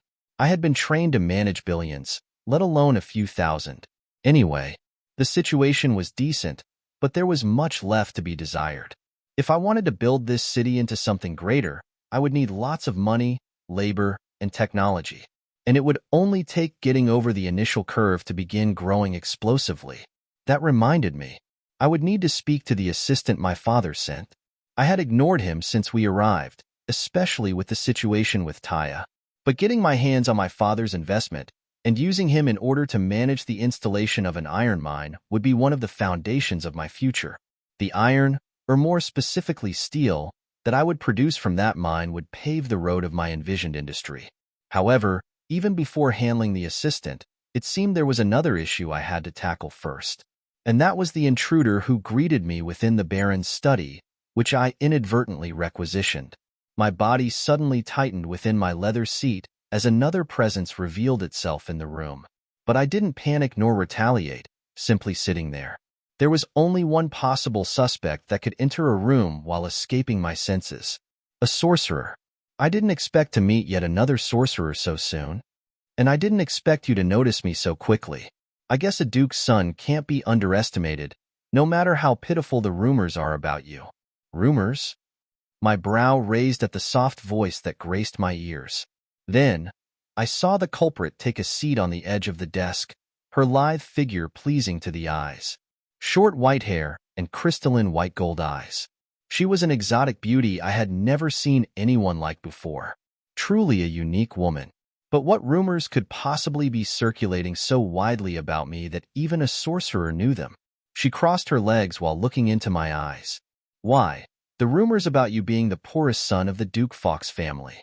A child who's been nothing but a leech to the household, incapable of fighting for the position of heir, and has done nothing but embarrass the name with mediocrity. And you were so mediocre that you escaped the household and used your position to take a random city in the mountains for yourself in a pitiful attempt to make something of your name. She smiled while laying down all the slanderous rumors, as if amused. But I only smiled back. After all, the rumors were almost entirely true. I was a leech to the Fox family, a no-good son who couldn't hope to fight his siblings for the position of heir, and has truly embarrassed the family name after sitting at home for years and doing absolutely nothing. Only the last line was incorrect, but, considering the circumstances in which my father sent us off, I had a feeling things weren't as simple with my parting gift as they seemed. Nonetheless, I was surprised that even a sorcerer knew these things. It seemed news traveled fast, even in this primitive world. Or perhaps it was the doing of someone who didn't wish me well. The sorcerer before me seemed to find my smile interesting. Are you not angry, young lord? Well, I can't be angry at the truth. The only thing I refute is the fact of taking the city for myself. While I am now the ruler of this city, I didn't strip the former city lord of all his duties. He is now my assistant. After all, he knows this city and his people better than I do. But enough of that. I tilted my head slightly. What business does a sorcerer have with me? Well, at first I came to make sure that you weren't using the girl who was to be executed a couple days ago as a mere toy for your own pleasures. In that case, my business with you would have been conducted by the blade of my knife. But, her gaze turned, looking to another portion of the household where Taya's room was. I see that I misjudged you. And it seems you siblings are more than meets the eye, especially your sister. So you can actually see if someone is a sorcerer? I was surprised, because I wasn't aware that sorcerers could detect one another. I hadn't heard Grace speak of it even when she saw Taya. The woman turned back to me and smiled. I can, but that doesn't mean all sorcerers can. So you're a special sorcerer? I suppose you could say that. But, which sorcerer isn't special? True. I smirked before settling back into my seat, taking on a more casual pose. So, now that you know my sister's secret and that I saved Taya, what are your plans? Well, I'm not so sure now. I can't say I expected anything that's happened. However, I think I'm going to take the girl off your hands. Take? Why? I couldn't say that I was happy with her proposition. Knowing the power of the sorcerers, I absolutely had plans for them. They were invaluable human resources that had the abilities to bend the laws of physics.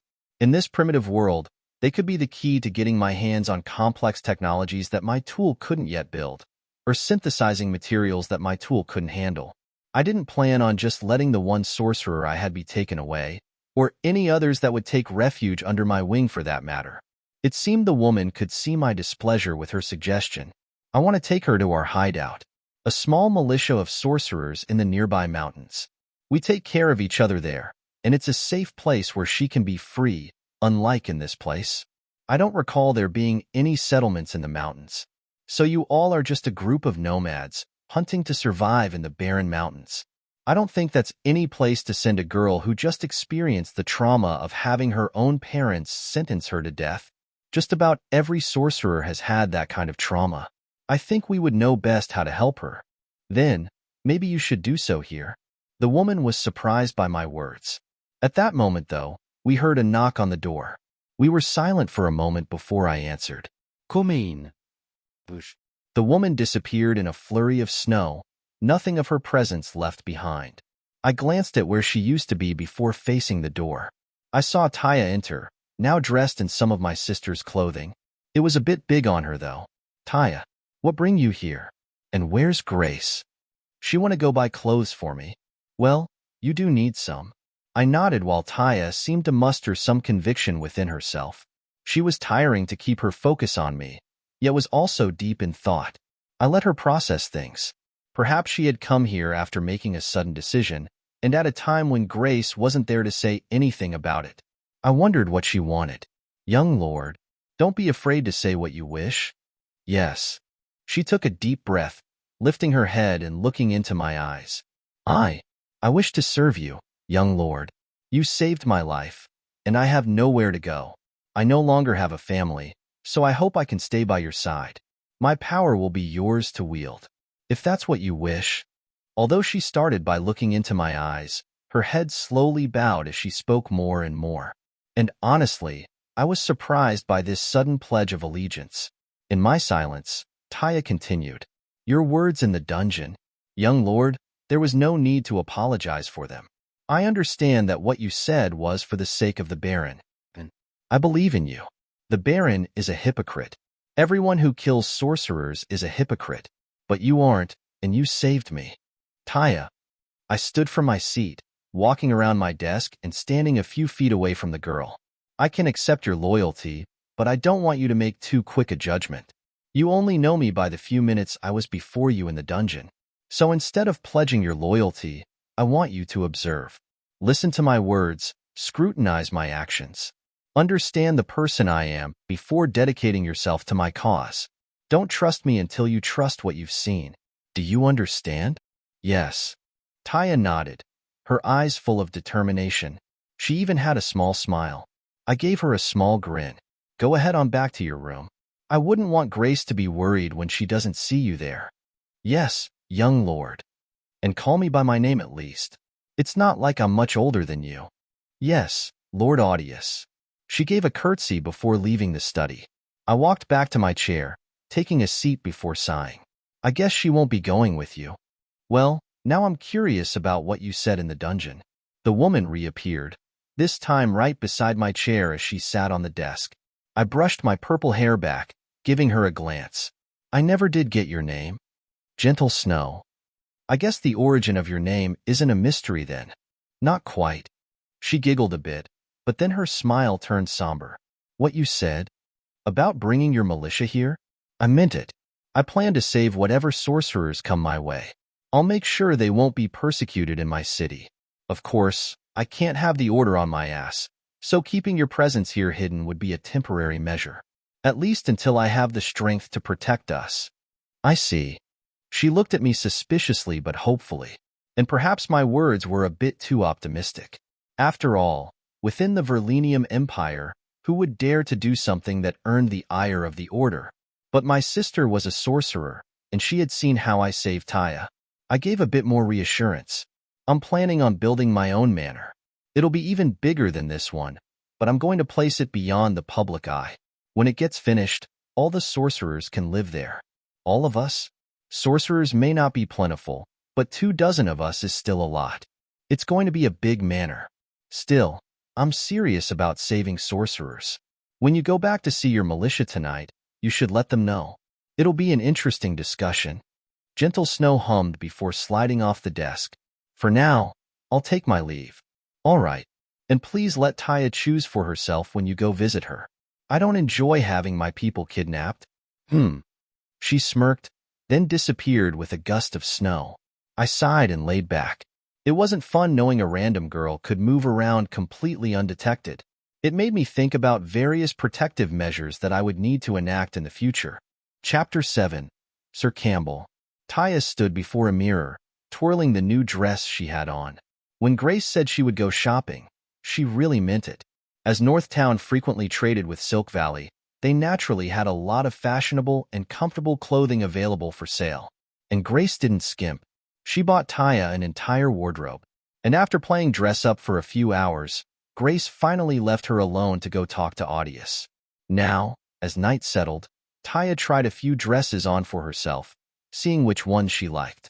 She wondered what Audius would think of them, and she thought about how she never had nice dresses like these at her old home. Nobody in the city was rich enough to just buy clothes as they pleased. Clothes were often patched if torn and used for a long time. The nice clothes were only taken out for special occasions, and only during birthdays or holidays did a family go out to buy more. Taya and her family were a normal farming family within the city. Laborious days were normal for them, as it was for everyone else. Taya still had all the rough calluses on her hands that she occasionally picked at as they healed. If not for her awakening, she would still be living that normal life. Or, if not for her mother cursing her name and ratting her out to the city guard. Taya's smile turned to a somber frown. Her days recently had been filled with vast internal turmoil. Thoughts of her family, and if she hated them, stirred in her mind for hours every day. Only Grace was able to pull her focus away from those dark thoughts with her chatter. And whenever she saw Grace, she thought about how lucky she was that they came when they did. If not for them, she would have already been hung. To think that a duke's children had come so timely, and that they were also intent on saving sorcerers. Two miracles that led to Taya's life being where it was now. It was why she went to Audius, the young lord who had such a sharp eye and profound mouth. In the dungeon, his words made her chest tighten with emotion, and in the study, the sight of him made her eyes flutter. He carried such charisma, and it was all the more reason that Taya had pledged her loyalty right then and there. She no longer had a family that loved her, and in front of her was a man willing to save her and protect her. His actions and words both proved that he was the one she wished to follow. And his words in the study confirmed that conviction. "Don't trust me until you trust what you've seen," he said. To actually tell someone not to trust them, and to instead scrutinize their actions. That was a leader worth giving your life for. In her heart, Taya had already made her decision. Casting away thoughts of her family, she focused solely on what she might be able to do to serve her Lord Audius. Perhaps discovering more about her power would enable her to do so. But practicing was tricky given the nature of her power, so she would need to wait a while longer before going outside to try things.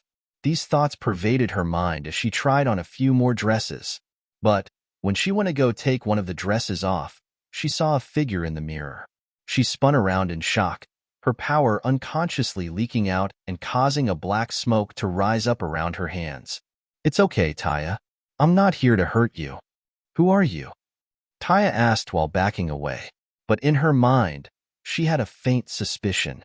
Gentle Snow stood and presented herself, looking at Taya with her golden eyes. "My name is Gentle Snow. I'm a sorcerer, and I'm here to extend an invitation." Taya flinched when she heard the word sorcerer. Not unlike everyone else, she associated that word with that of the devil, and she had never seen another sorcerer before, especially not one with the mysterious powers of Gentle Snow. She felt both threatened and curious. "What invitation?" "I'm from a militia of sorcerers, and we live in the mountain range north of this town. I'm inviting you to come with me, to join other sisters just like you, ones who have escaped the persecution of the Order. There, you'll live free and help rescue other sorcerers who might be in trouble just as you were." Taya was surprised hearing that there was an entire militia of sorcerers. To think that there were many more just like her, all of them hiding in the mountains. She wanted to see just what this militia looked like. "But I can't." No? "Just so you know, I can bring you out of here without that Lord Audius knowing anything about it. You are completely free to make your decision, and nobody can stop you." Gentle Snow approached Taya, who had lowered her guard. She reached out her hand. "You can come to our home, where you won't have to hide. We all take care of each other there, and you will become one of our sisters." "I'm sorry." Taya didn't think for very long before giving her answer. "I wish to stay here. Lord Audius saved me, and I've pledged myself to him. Besides, he wishes to save sorcerers as well.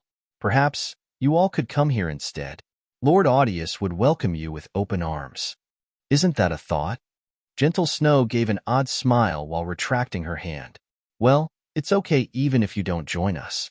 I will be visiting this place often as our business has not yet concluded. So if you change your mind, just tell me when you see me. And Gentle Snow tapped Taya's nose. I don't believe you're supposed to offer refuge for an entire militia of sorcerers without your lord's command. That could cause him lots of trouble if we were to all suddenly appear on his doorstep without prior notice. Don't you think? O-Y-E. Sorry. It's okay.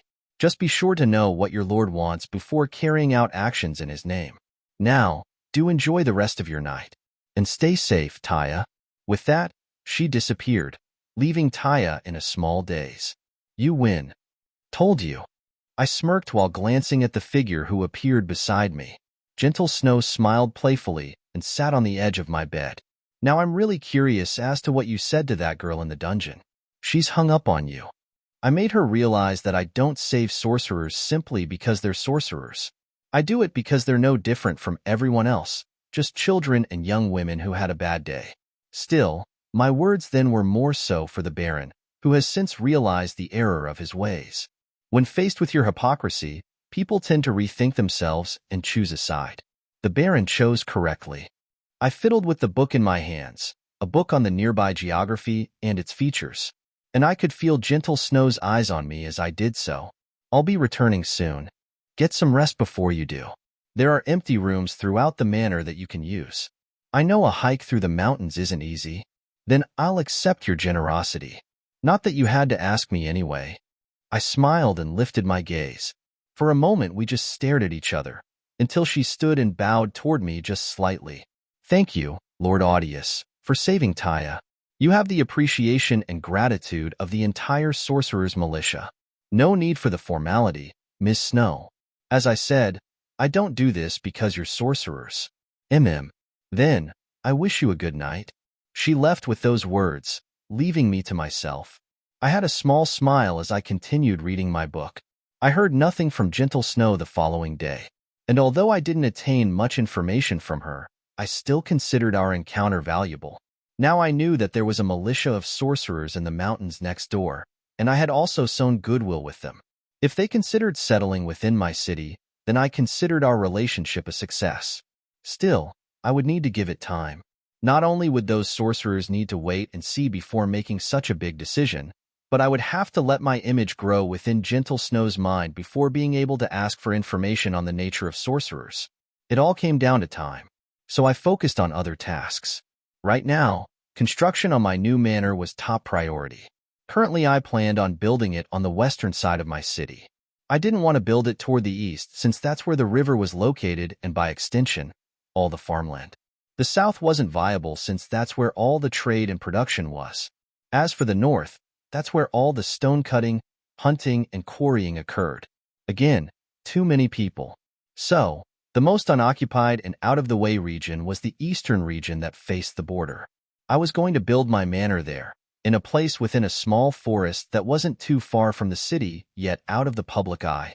But I didn't have the proper materials to build my ideal manor. It wasn't that my manor was going to be a castle, just that I wanted it constructed out of something a bit more modern than poorly cut log and uneven stone. And my solution was actually incredibly simple. In the morning, I called upon the Baron. Compared to when I first arrived, he was quite a bit more somber, like he had come back from a war. Considering he was someone who earned his noble title in battle, the inner turmoil he faced must have been great if he had been hit so hard. But he looked better than a couple days ago. Baron. Lord Audius. You needed me? Reborn Viral entered the study where I had yet another book in my hands. I looked up at him and closed the book. Yes. I was wondering about the stonecutters in this city. Are there any companies or organizations that specifically handle stone cutting and its transportation? Yes, I believe so. He nodded. They're located in the northern region of the city. I believe they're called the Rock and Stone Foundation. They handle everything related to stone processing and trading in the city, also working closely with a construction organization as they built most of the houses and buildings here. I see. I want you to call their manager here. Tell him I have business with him, and that he'll want to bring a chemist. Of course. I'll send one of my men right away. Thank you. The Baron left, and as he exited through the door, another figure appeared within it, the two passing by each other. I smiled at the entrant. Ah, Sir Campbell. I apologize for the last few days. I've been awfully busy getting settled in. I stood and shook the man's hand. My father's assistant that he sent with me. He was a skinny man one might associate with a wimpy scholar sheltered by the white walls of luxurious mansions. But Sir Campbell was the furthest thing from wimpy. Sure, he was skinny, but he had a deep and ruthless gaze that could make one quiver. He was the kind of man who could take a life without a second thought, one who could order thousands to battle and not so much as flinch when most of them died. And that's exactly what he did.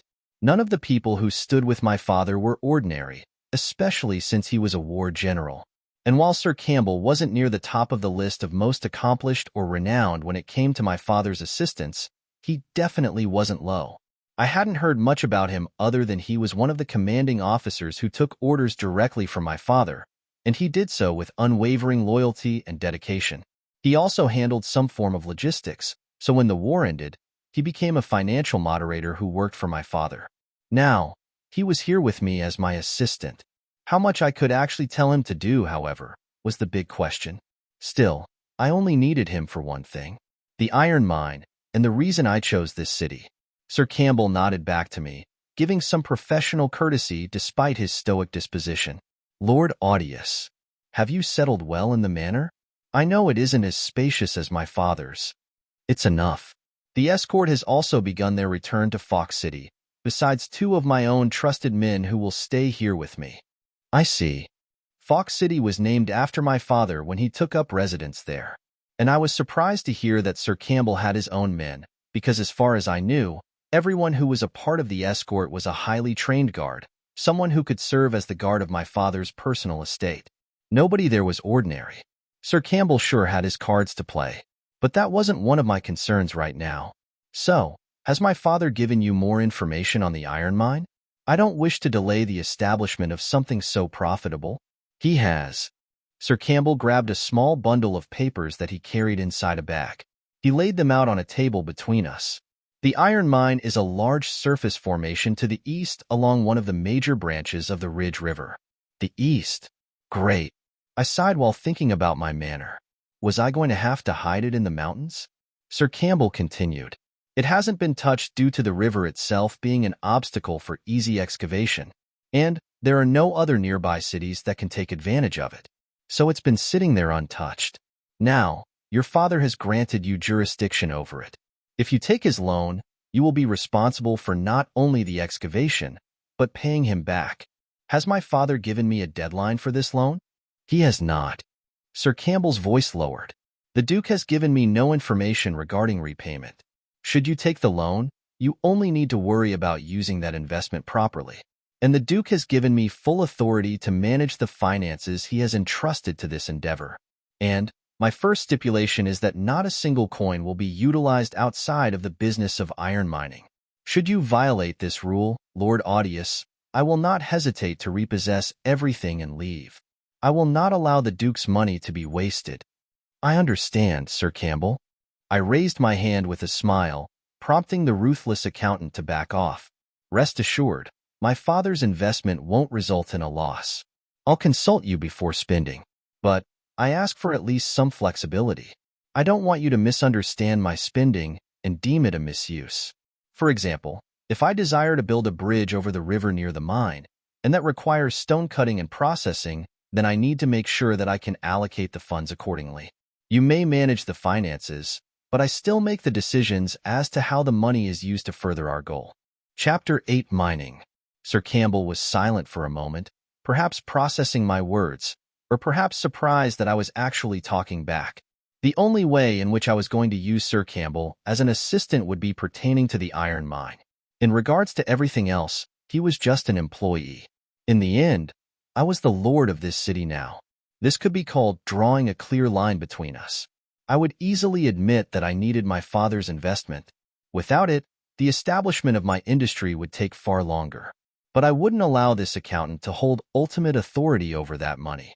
I didn't need him to prematurely think that one of my projects, ones that he surely wouldn't understand, was a waste of money. Sir Campbell, who had been leaning forward, relaxed and sat back with a deep gaze. I understand, Lord Audius. Thank you. Now, How much has my father dedicated to this operation? This much. He took out a note, a commonly used form of payment. On it was the royal seal of the Verlenium Empire, and a single number. My eyes widened. 200,000 coin? It might not seem like much, but in this world where there weren't many units of currency in circulation, nearly 250,000 units of currency was a significant amount. Based on my guesses, after observing the technological state of this empire and seeing its geography, there shouldn't be more than 100 million residents under the Verlenium Empire. It could be around 60 million. And the amount of currency in circulation shouldn't be more than 1 or 2 billion coin, especially since more banknotes were in wide circulation rather than hard metal tender. So in short, 200,000 coin was a lot. So much that I'm shocked my father would invest so much. Sir Campbell, what's the average weekly wage for a labor worker? Perhaps a farmer? That's a hard question to answer precisely. But for just 1 week, it should amount to no more than 50 coin. So a yearly salary shouldn't be more than 2,500 coin. 200,000 coin would amount to a year's pay for 80 people. So long as we're actually producing value, that money will be more than enough. My mind ran through the numbers. Only employing 80 people for a year wasn't enough to make any sizable dent in the mining process. I would need hundreds of people, especially when it came to logistics and startup construction. So 200,000, if going with Sir Campbell's generous guess, wouldn't last me that long. But if we are able to produce value, like smelt the iron and turn it into tools to sell, then we would be able to turn a profit and sustain our operations. Well, that's how every business was run. And all this was nothing more than just that. I leveled my gaze at the accountant. Sir Campbell, I think it's safe to begin operations. So long as we have the money to begin paying wages immediately, then we should begin hiring people. We need to establish a headquarters near the site, which takes construction, and we should start digging samples to survey and evaluate the land. We also need a road that allows for quick and easy hauling, so more construction. Thankfully, I've called the local construction crew. When they arrive, we'll be discussing business with them. But until then, start posting notices for employment and get in contact with the city hall to let them know of the situation. Sir Campbell silently stared at me as I gave out a list of orders. Only after a few seconds did he close his eyes and stand. I will begin work immediately, Lord Audius. Thank you. I nodded, and the accountant took his leave. I waited around in the study for a while. My conversation with Sir Campbell wasn't short, and since the city wasn't expansive, the people from the Rock and Stone Foundation didn't take much longer to arrive. Lord Audius. Baron, please, bring in our guests. I smiled as Baron Viral ushered in 3 people. 2 of them were rough middle-aged men, both with beards and nice clothes that didn't fit their disposition. The third was undoubtedly the chemist, a short man with a monocle and dressed in a leather coat. Gentlemen, we greet the new city lord Audius. The 3 bowed. Although I was the city lord, I was also a duke's son. To these people, I was no different from the imperial prince. I motioned for them to sit, and they sat on chairs in front of the desk of the study. Baron Viral stood to the side, as my assistant. I'll get straight to the point, since time is money for all of us here. I didn't beat around the bush, and after plucking a page off the desk, I handed it to the chemist. He took the paper and examined it. This is a new formula for a special material called cement. Take limestone and clay, crush them down and mix them in the right way, add some heat, and you get a fantastic compound called cement. When combined with water and mixed with sand or gravel, it becomes a moldable paste that hardens with time, resulting in the most versatile building material you can imagine. I want you to help me develop this and start production. The chemist was silent as he scanned the page. I had written out that basic diagram for cement production in the morning, and it detailed everything from the mixture ratios to the kiln temperatures and manufacturing process. After looking at everything for a bit, though, the chemist lifted his head with a weird smile. Lord Audius, is there something wrong? Perhaps the names of the materials are unfamiliar? No, sir. On the contrary, this is a very familiar process. We use a similar limestone mixture in order to create mortar and paste bricks and stone together for our constructions. So you already have an established production process for this? Sort of. The chemist scratched his head. The only difference are the small details. For instance, You say this needs to be heated in a kiln at a minimum of 1,400 degrees. But we only cook ours at 1,200 degrees at most. Any more and fuel costs tend to get too high. Also, the mixture ratios with clay are a bit different. We don't use as much clay as this. Ah, I see the issue then. I smiled back at them. This method is for a stronger material. The resulting mixture sets much harder than any mortar. It can replace bricks and stone. Still, I'm happy that you already have an established supply for this. That means my job will be easier. What's your name? I turned my head to the man beside the chemist, one of the two with a beard. I'm Gerald, and this is my brother Fenton. The chemist is called Reduct, Lord Audius. Gerald, if you can produce this cement mixture in mass quantities, then I'm going to place an order with you. You see, I plan on establishing an iron mine nearby, and I have a large investment backing me. As you're the only construction company in the city, you'll be the profiteers of this operation. Get me what I want, and you'll be working with me at this iron mine. Although I was offering a tempting proposition, Gerald responded with silence. He glanced to his partner, one that told me something was going on. I sighed. Gerald, is there something I should know about? Well, you see, Lord Audius, I believe there's already a small mining company working on the nearby iron deposit. I happen to be a friend of the owner, as we frequently do business with each other.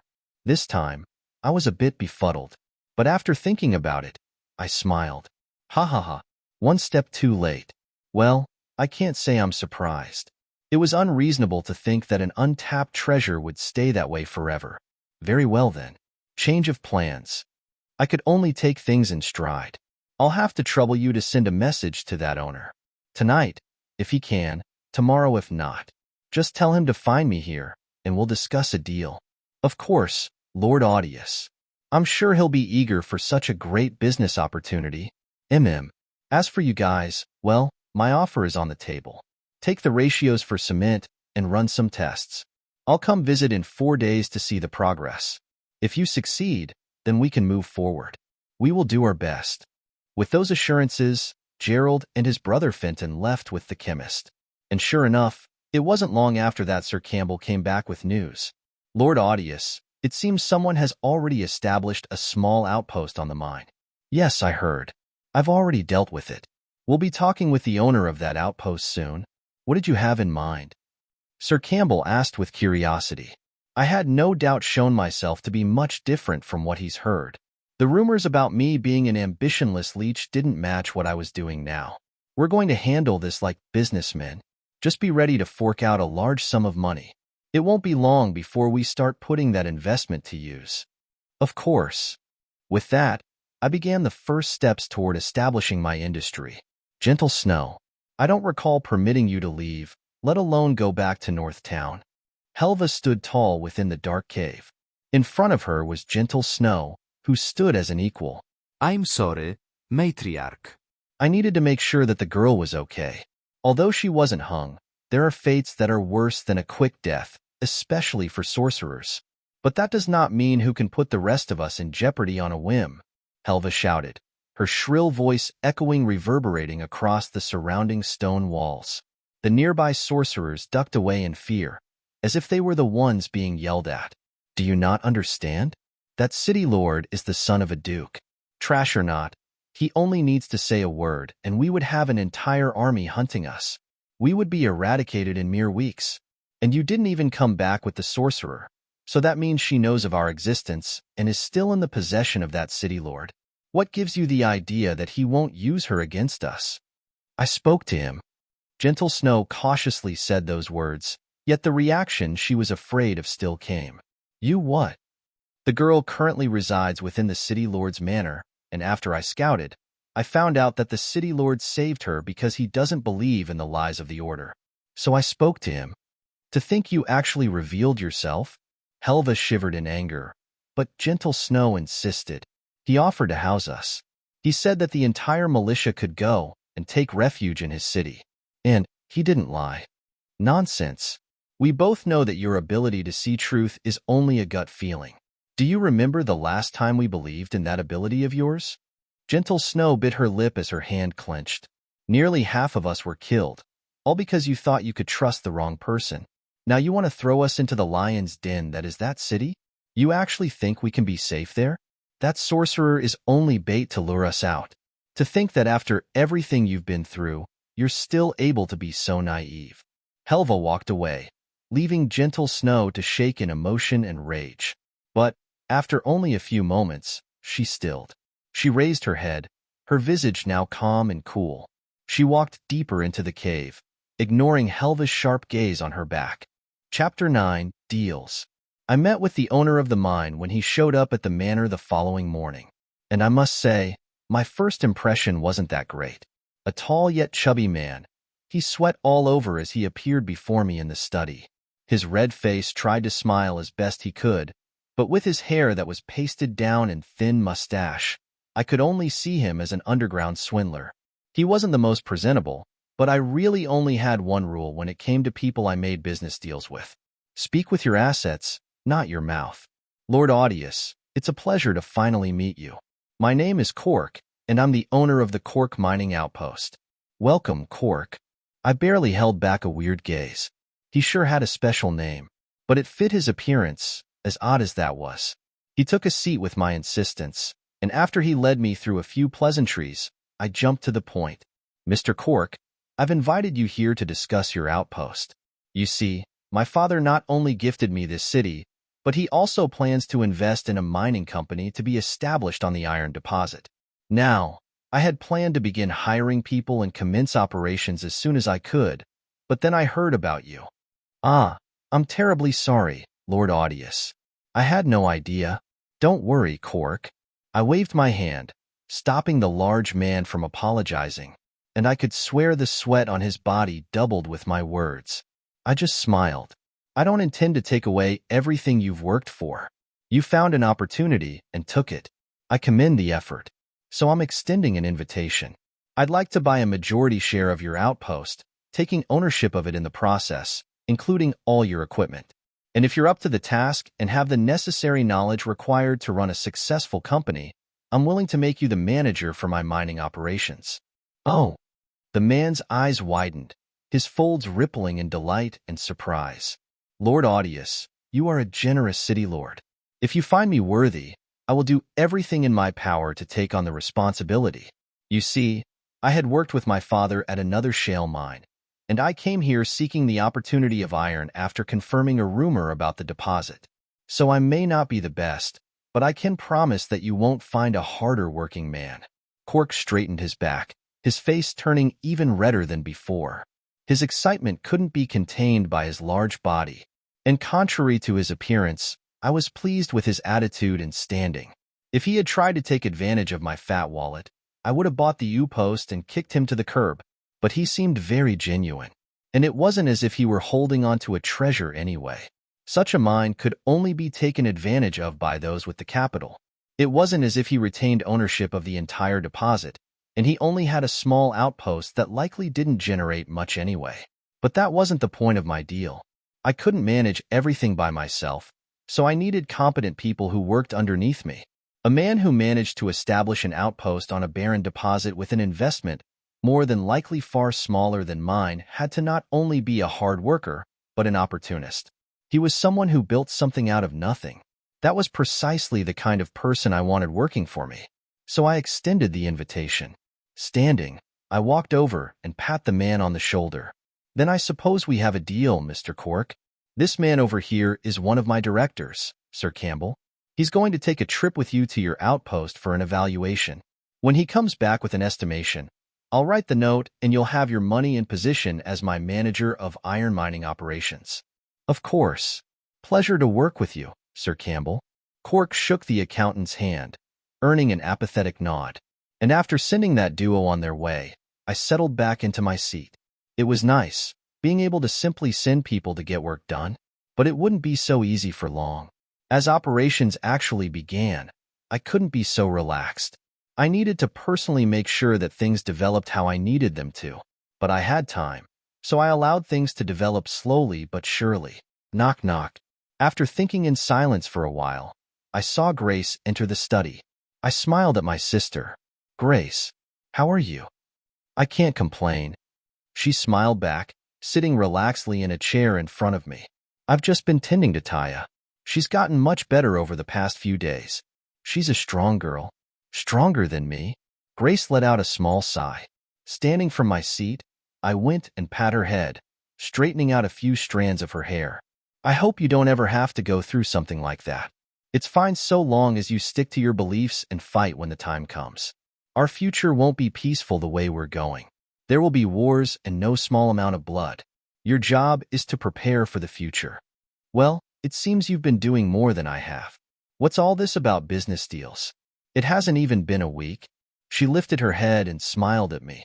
I leaned back on the desk while shrugging. I've just been laying the groundwork for this iron mine. Nothing has happened yet. Right. Still, I've only been shopping and caregiving. I feel like I'm wasting away. Is there anything I can do that you haven't? Work on your powers. I thought for a moment and realized the perfect place for Grace. Sorcerers are going to have their place here, but only if they can use their powers. I want you to work on yours, study it. Same with Taya. Both of you need to develop your special strengths and discover their secrets. And what about you? She asked curiously. I hadn't explained much about my awakening, and Grace only knew that it had something to do with my mind. And the immediate effects were obvious. I naturally didn't act as Audius did only a couple weeks ago. I changed greatly, but the subtle effects were unknown, at least to her. My powers aren't like a normal sorcerer's. Mine are more internal. I tapped my head. Still, I'll naturally discover more about mine too. And that reminds me, I have something to ask you. Have you told Taya that I'm a sorcerer? No, I haven't. Good. I nodded in relief. Keep it that way. Don't tell anyone, not even other sorcerers. Why? Grace looked at me weirdly. It seemed like I wanted to keep this secret a little too much. I shrugged. I just feel like it's not something that should be said. After all, the common knowledge is that only females can become sorcerers. And I can count the amount of rumors about male sorcerers on one hand. I don't want to be one of those rumors, so don't tell even the sorcerers we're going to save. I don't care if they find it hard to trust me because of that. Can you promise me that you'll keep that secret? I looked Grace in the eyes, conveying just how serious I was about this. And although she was surprised, she still nodded. All right, I promise you. Thanks. I mean, if Dad sent us away after that incident because he was really worried about the possibility of me awakening, then male sorcerers might not be the rumors we think they are. And just what do you think the Order would do to get their hands on a male sorcerer? I couldn't imagine. Yeah. Grace suddenly looked horrified, not having made that connection. Female sorcerers are all over the place, and the Order hunted them with undying determination as if they were actual devils. So just what would happen if a male sorcerer popped up? Although, that was only part of the reason I wanted to keep my secret. In my mind, sorcerers were both the most versatile tool and the biggest threat. They had amazing powers that would undoubtedly have their place in this world's industry, capable of doing things that only future machines could. But, as I had seen with Gentle Snow, they also had the power to surpass the physical world and put my life at extreme risk. That meant that my own abilities and special status as a sorcerer would be an important card to play at the right time. My enemies couldn't know that I was anything more than an ordinary human. At least, not until I had the ability to protect against sophisticated threats. And that reminded me of something else I needed to start. All right, I'm off. Where are you going? I've been meaning to do something since we got here. Joining me would also be good for you. Grace hummed and followed me out of the study. After I went and changed into loose clothing, I stepped into the backyard of the manor. The entire manor was fenced off, and on those fences grew thick vines and plants, creating a natural barrier. And there was a hidden gate leading out of the back. I walked over to it and opened the rusty metal hatch. It led out onto a back street that revealed a plaza of the city center. This was one thing I abhorred about this manor.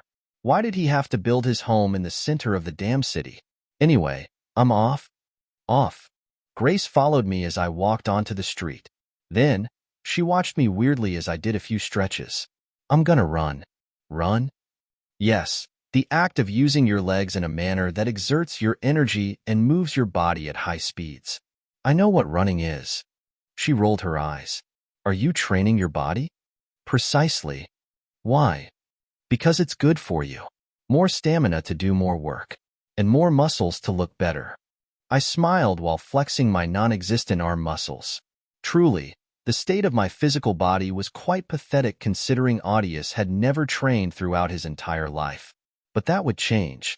Have water ready for me when I come back? Wait. Grace wasn't sure what to say as I broke off into a run, taking turns to enter the side streets of the city. I ran until I was beyond the bounds of the city. The place I chose to head toward was the small forest where I planned to build my manor. It was around 3 miles from the city center, so it made for a good run. Of course, my body thought that running so far was the worst thing in the world, but I had more than enough mental fortitude to endure the pain. I picked a tree to sit against, catching my breath. Then, I raised my left arm. I always wore the long-sleeve garments in my wardrobe in order to cover up the scarring of my arm, as well as a glove to cover my hand. And being who I was, nobody asked about it. But that was beside the point. I decided to come to this place for more of a reason than just running. I called upon my tool. My hand transformed, the black circuitry appearing across my skin and my fingertips turning metal. After the power core appeared, it sparked before activating. Although the power core was damaged, it still had marvelous abilities. The most important aspect of the core was its nigh infinite power. The only thing that was damaged was the throughput of that power. So instead of being able to terraform entire landscapes and synthesize any element out of mere air, it was now restricted to basic construction. Looking at the floor nearby, I pointed my clawed hand. A rock then rose from the grass, floating over and atop my palm. And with a thought, the rock was ground and crushed with a few arcs of lightning, turning to small chunks that fell through my fingers.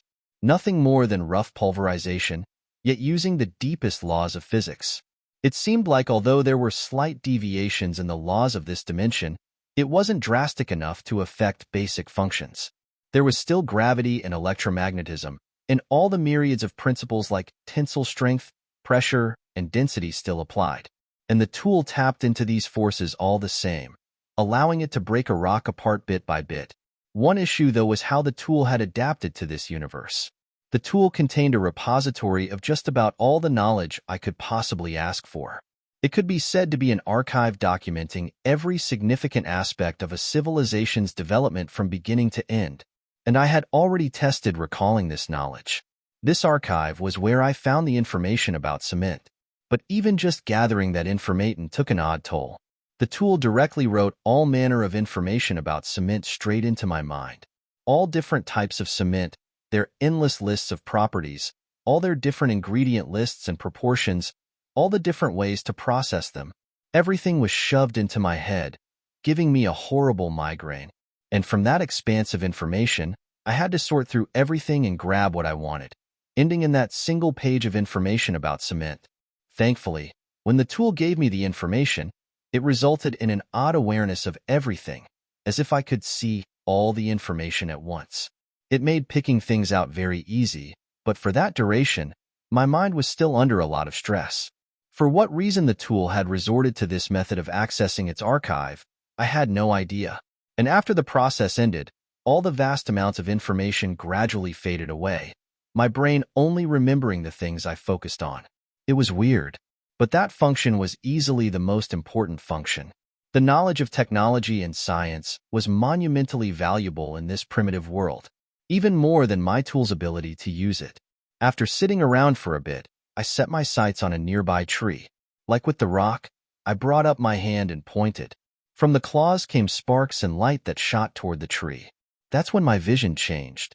I could see all the energy of the tool as it was projected across the rough bark of the tree, energy that nobody should be able to see, and my mind was filled with the tool's operation.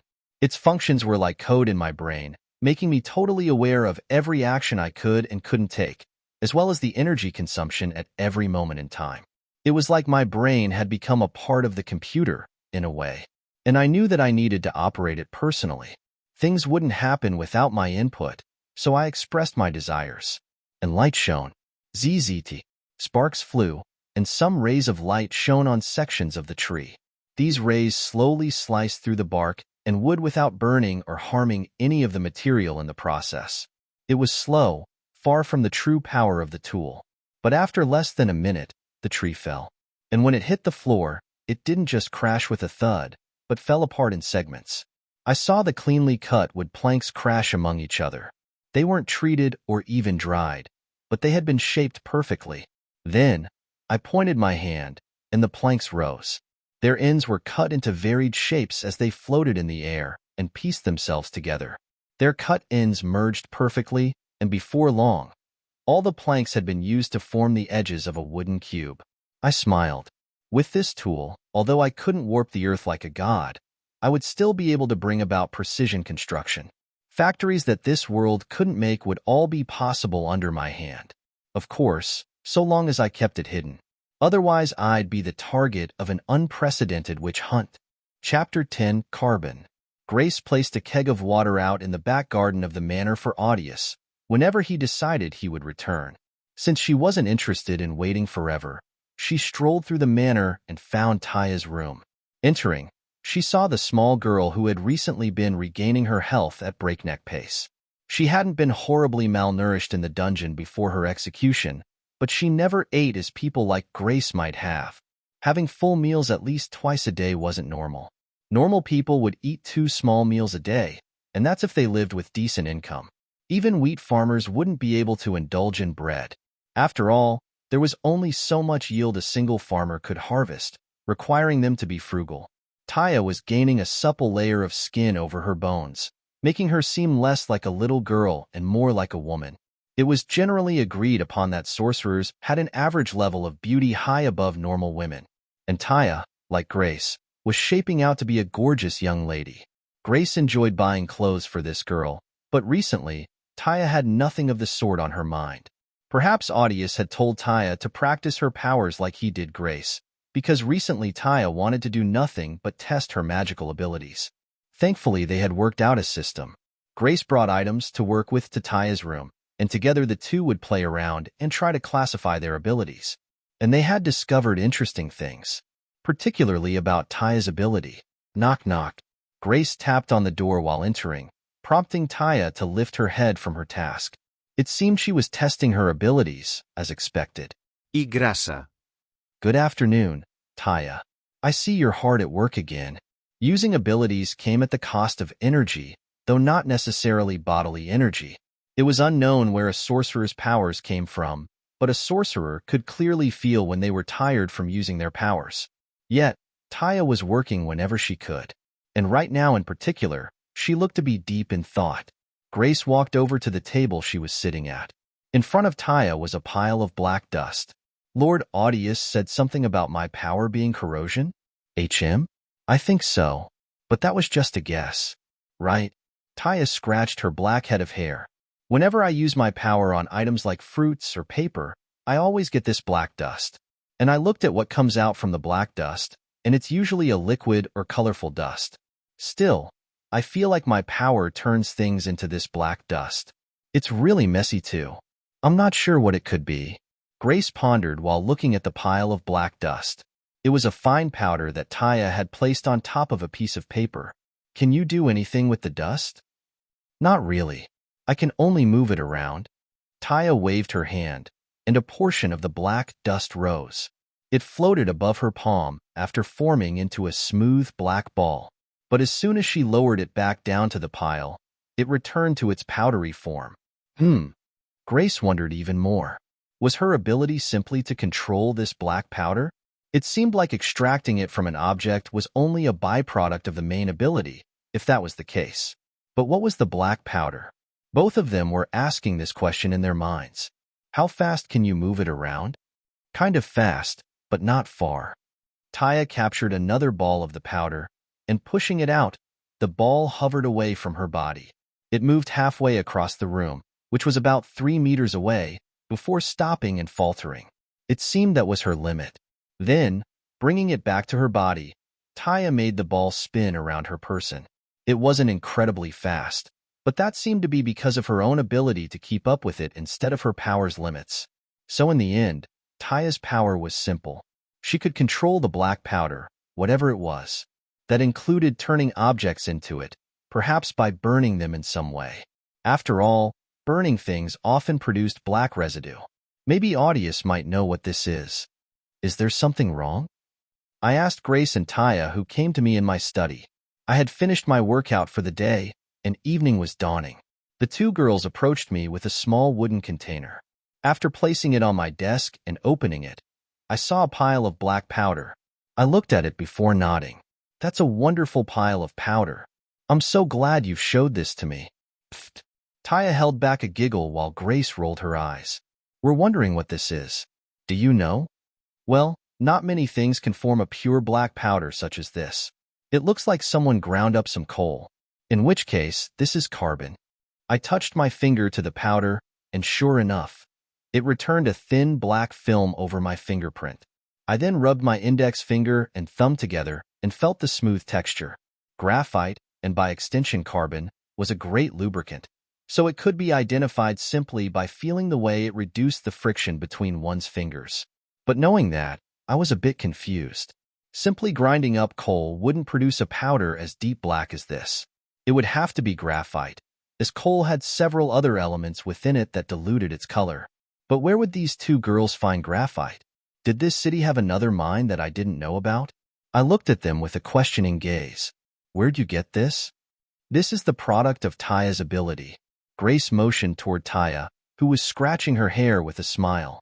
And hearing Grace, something clicked in my mind. Taya's demonstration a few days ago, where she corroded a fruit and produced a black smoke. Or, at least I thought it was corrosion. If this pure carbon was the product, then her ability could be even more extraordinary. You mean, her ability to corrode items produced this? Yes. That pile of black powder is the result of her corroding several items like foods or paper. We didn't know what it was. I don't believe it. I looked between the black powder and Taya several times, wrapping my head around the implications. In that time, Grace motioned to Taya, who waved her hand. I then saw a small ball rise from the powder and float around her. Taya's ability. Carbon manipulation. Hee. I chuckled before catching myself. Still, it was obvious that I was happy. I approached Taya and pat her head. Taya, you have no idea how amazing your power is. Are really? Her lips twisted as she smiled cutely. Yes, really. And I'd like to teach you about it. But unfortunately, there's a lot of knowledge that isn't so common in this city that you would need to learn. I guess that means I need to start my new job as a scribe. Scribe? Grace wondered as I sat back down and closed the container full of carbon powder. That just means that I should start writing some books that can be used for education here. Knowledge is man's most valuable resource. The more we learn, the greater we prosper. Besides, if it might help Taya understand her ability, then that's all the more reason. I handed the container back to them. Keep working on your ability, Taya. If you can, try and see if you can turn this powder that you produce into something more solid, like a rock. And when I start writing the books I want, I'll make sure that you get them. Of course, Lord Audius. I'll work hard. And thank you. And what about you, Grace? Any progress? I looked at my sister, who smiled wryly. Sorry, Audius. I'm still working on it. No problem. Take your time. I waved at her concern. Then, the two took their leave. I sat back for a little bit while thinking of Taya's ability. Carbon was an extremely valuable resource. It was needed to make steel, and coal was important for generating heat that could be used as a way to power industrial machines, like steam engines that operated machinery. Taya's powdered carbon could be used for many things, and I wasn't sure if it was possible, but if she could learn to synthesize materials out of that carbon, the possibilities were endless. But right now, there was something I needed to devote time toward. Education would be the foundation of my future prosperity. I needed a population of knowledgeable people if I wanted to go far. Now, teaching adults was limited since their worldview was already constrained by their experience. But children were still malleable, and they had the free time. Children were always the future, and they were my targets, as bad as that sounded.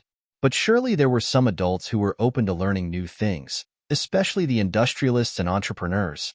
They would be the ones who actually applied my knowledge. But before any of that happened, I needed to write the books that would serve as the source material for all this education. I need to find the Baron. Maybe there's a print shop in this city. Otherwise, I'm going to have to buy material from another city. Knock, knock. I heard a tap on the door, and lo and behold, the Baron walked in. Lord Audius. Baron, so good to see you. And Sir Campbell. I waited as Sir Campbell took a seat in front of my desk. I also stopped the Baron before he could walk out. Baron, I have something for you to do. Yes? I raised a sheet of paper. I need more of this, and empty books. I would say that 1,000 pieces of paper and 50 empty book bindings should suffice for now. Do you know where you can find a place that can supply me with this? That's a large order, but it shouldn't be difficult to fulfill. We have a library and printer store that I've ordered books from in the past. Good. Go to them and place this order. I don't care if they have to buy things from another city. I just want those 2 things. And bring me any sheets of paper we already have. Yes, sir. The Baron left with his new task, and I focused my attention on Sir Campbell. The accountant placed a small stack of paper on my desk, which I picked up. It had descriptions of all the equipment that Cork, the owner of the mine outpost, owned. It also detailed the infrastructure already in place there, as well as a list of all the employees. It was basically everything I needed to know, and at the end, there was a value estimation made by Sir Campbell. The outpost is worth no more than 4,000 coin, even after considering all the salaries of the workers throughout its lifetime. And it isn't very developed. All mining operations thus far have been shallow, and there is a single processing facility that can make iron. The only valuable part of the outpost are the few buildings and paved road, as well as a small bridge across the river. I was silent as I pondered. It didn't surprise me that Cork's outpost was small. Even if he had been working at it for a few years, his growth rate was likely that of a snail. Without capital, it would be impossible for him to go anywhere. So it was obvious why he was so eager to work with me. I was his golden ticket. I quickly made my decision. I will buy his outpost for 6,000 coin, which you will pay Cork. What did you think of his administrative ability? Sufficient. Sir Campbell thought about my decree before spitting out that answer. In that case, he has the option to sign a contract. He can work for me as the manager of mining operations. His yearly salary as the manager will be 8,000 coin. Also, I will pay bonuses based on how much he produces. As soon as you write up the contract and have him sign it, we will move forward with establishing a proper facility. 8,000. I understand. Sir Campbell nodded simply before standing and leaving. I had no doubt that Cork would sign the contract, so it was only a matter of time before we began operations. I would also need to draft up plans and start allocating funds for my father's investment. Then we would need to hire people, buy tools, set up the processing facilities. A lot of work that might take a month or so with my help, but it wasn't like I was pressed for time. I just sat back and waited for things to develop. Your paper, Lord Audius. And a maid brought me a batch of blank paper. So with my many priorities laid out, I did what work I could. Chapitre 11. It wasn't a surprise when Cork personally visited to express his thanks. Not only did he receive the massive sum of money equating to nearly 3 years' worth of salary, but also scored a job that would earn him even more annually. It was the offer of a lifetime, and it seemed like he was on the verge of tears as he shook my hand with profuse gratitude. But now that Cork was officially the manager, Sir Campbell was merciless in making him earn those riches. Large-scale hiring began immediately with Sir Campbell offering a starting wage of 20 coin per day with payouts happening weekly. Only 100 people were hired, however, and of the hundreds of applicants, only the most able-bodied were chosen. Working with the Baron, he also found a merchant who would be able to fulfill a large order of tools. Until those tools arrived, we wouldn't be able to hire more miners. As for the processing facility, I had my own plans for it. But those plans could only wait until my next order of business. After a few days had passed, it was finally time for me to go and check on my stoneworkers. Grace wanted to come along, so we boarded a carriage and made our way to the northern region of the city where the Rock and Stone Foundation was headquartered. The place was basically a big barn. Entering said barn, I found the 2 brothers and the chemist overlooking a block of gray-white stone. I perked up while walking over, and they naturally noticed my presence. Lord Audius. Ah, it's the Lord.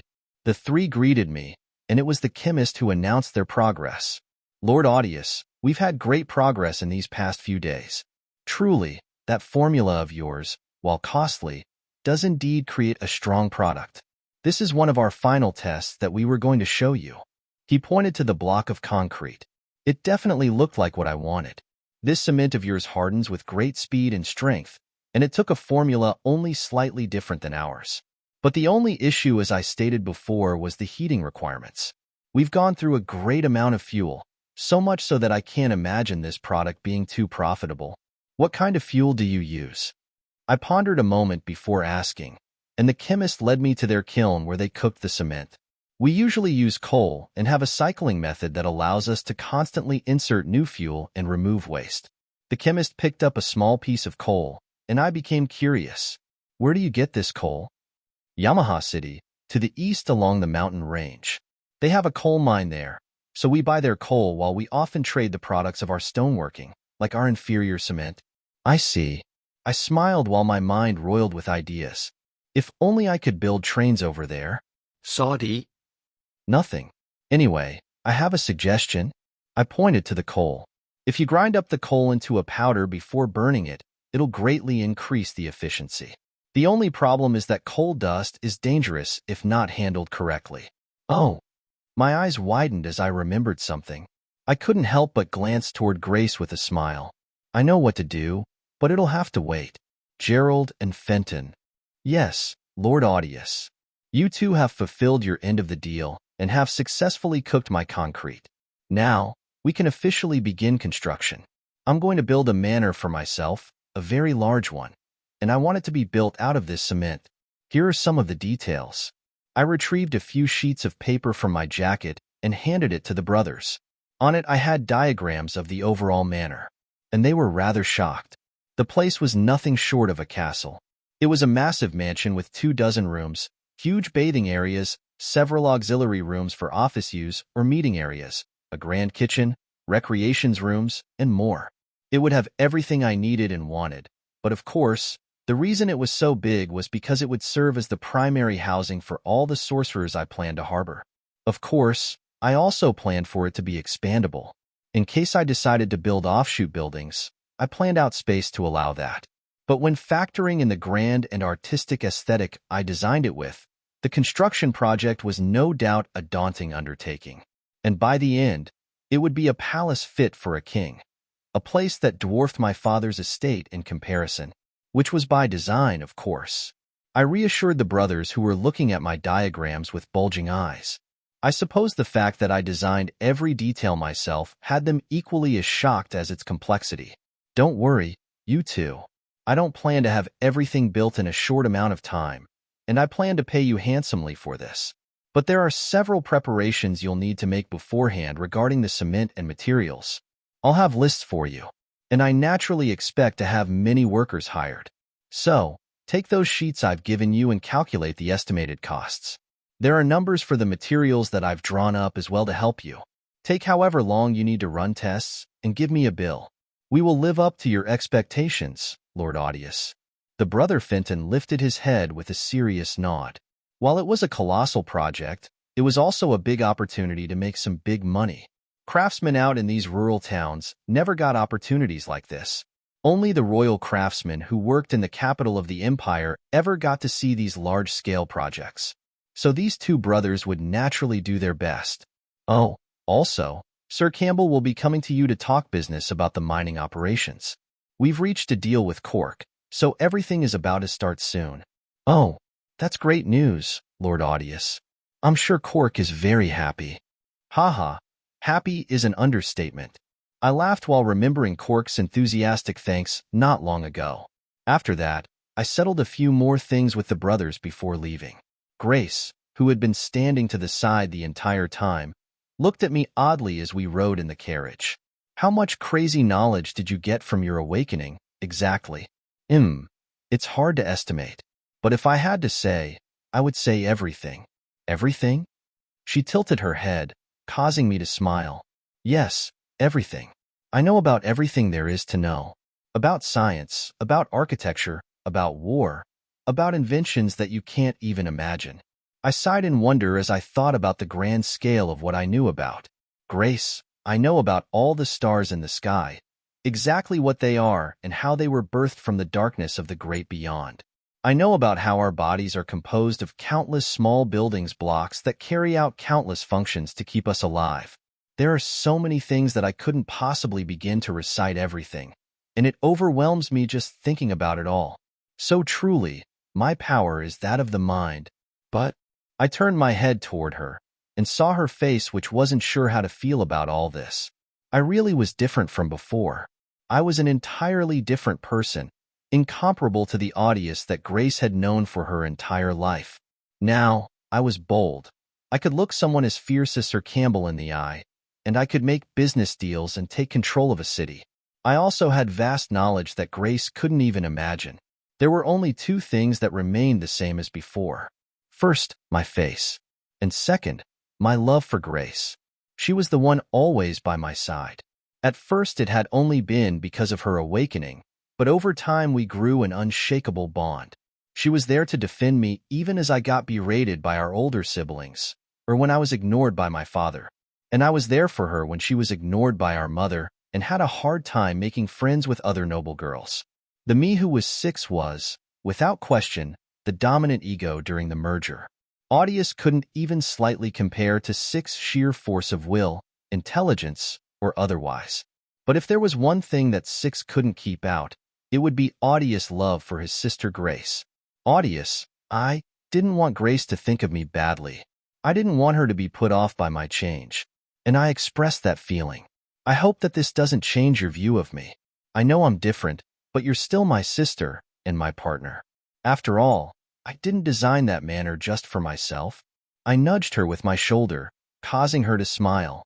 She leaned her head on me. Didn't I tell you earlier? If anything, I think I like the change. Thanks. Besides, we're both freaks now. You didn't leave when I awakened, so I'm never going to leave you either. Over the next several days, I continued to work on my rapidly growing list of priorities. Most of my time was spent simply writing. I worked on the precise architectural diagrams for my manor, began writing basic texts on science, created a list of everything that needed to be carried out at the iron mine. I also started creating diagrams of basic technologies that I would soon need to develop in some way. Of course, things that I wanted to keep confidential, like the technological blueprints, were written out in my own language. That way, even if they were stolen by certain sorcerers that could turn invisible, they wouldn't be able to be used. There were two main technologies that I planned to focus on: the steam engine and the revolver. The steam engine is the most pivotal technology when it comes to industrializing. Mechanized power was the way of the future, and the steam engine is the simplest iteration. By simply boiling water, one could produce steam that spins a turbine. Attach a shaft to that turbine, and you have a source of rotational energy. Of course, there were several key improvements that I could skip to that would make my steam turbines far more effective than the standard. For instance, high-pressure turbines. By boiling water in a container with only a single tiny hole for an outlet, the steam would shoot out at high speeds and pressures, giving far greater power to the turbine. And there were too many applications for steam engines: trains, industrial machines, electricity generators. Until I got my hands on oil or natural gas deposits, coal and wood-driven steam engines would be the key and first step toward my envisioned industry. As for the revolver, it would be the key to building an armed force that surpassed anything else this world could throw at me. Conflict was inevitable, so building myself a powerful weapon was important if I wanted to keep not just my life, but maintain any kind of rule over my territory. Of course, the revolver was just the start. But anything more complex would have to be created after I found a reliable method of machining and production. For several days, things moved forward at a good pace. With my detailed guidance, things like the mining operation and cement making proceeded with very little complications. Until an unrelated but important incident was brought to my attention. Lord Audius. While scribbling lines down on a paper, I was suddenly interrupted by the Baron. The grizzled knight barged in unannounced, but he seemed to be in a hurry. Something has happened that I feel you should handle. What is it? Taya's father. The Baron seemed conflicted. He's been arrested. Within Northtown City Hall was a single small courtroom. It was very often left unused, and only when significant crimes happened was it brought alive. This could be considered one such significant crime, but its nature was more complex than that due to who was involved. When I entered the courtroom, I found 3 guards who had restrained a single man. They had tied him to a chair, but it didn't look like he was struggling much. "The city lord has entered," one of the guards announced, causing the man to lift his head and look at me. Taya's father. I was curious as to why he was here. While walking in, I whispered to the Baron, "Are these guards of yours trustworthy?" "Yes, Lord Audius. They are my closest confidants, and I have personally discussed things with them." "A dangerous thing you did, Baron. Rest assured, it is also my life on the line if something goes wrong. I confided in them because our brotherhood was forged on the battlefield, and I was not wrong to trust them." "Very well. But you'll let me know of things like this in the future." I decided to let it go this time and focused on the matter at hand. As the Baron knew the sensitive nature of this man's identity, nobody else was present in the courtroom besides the 3 guards. I approached and looked at one of them. "Tell me what happened." "Sir, this man was arrested after having beaten his wife. Bystanders had tried to restrain him, but he injured them as well.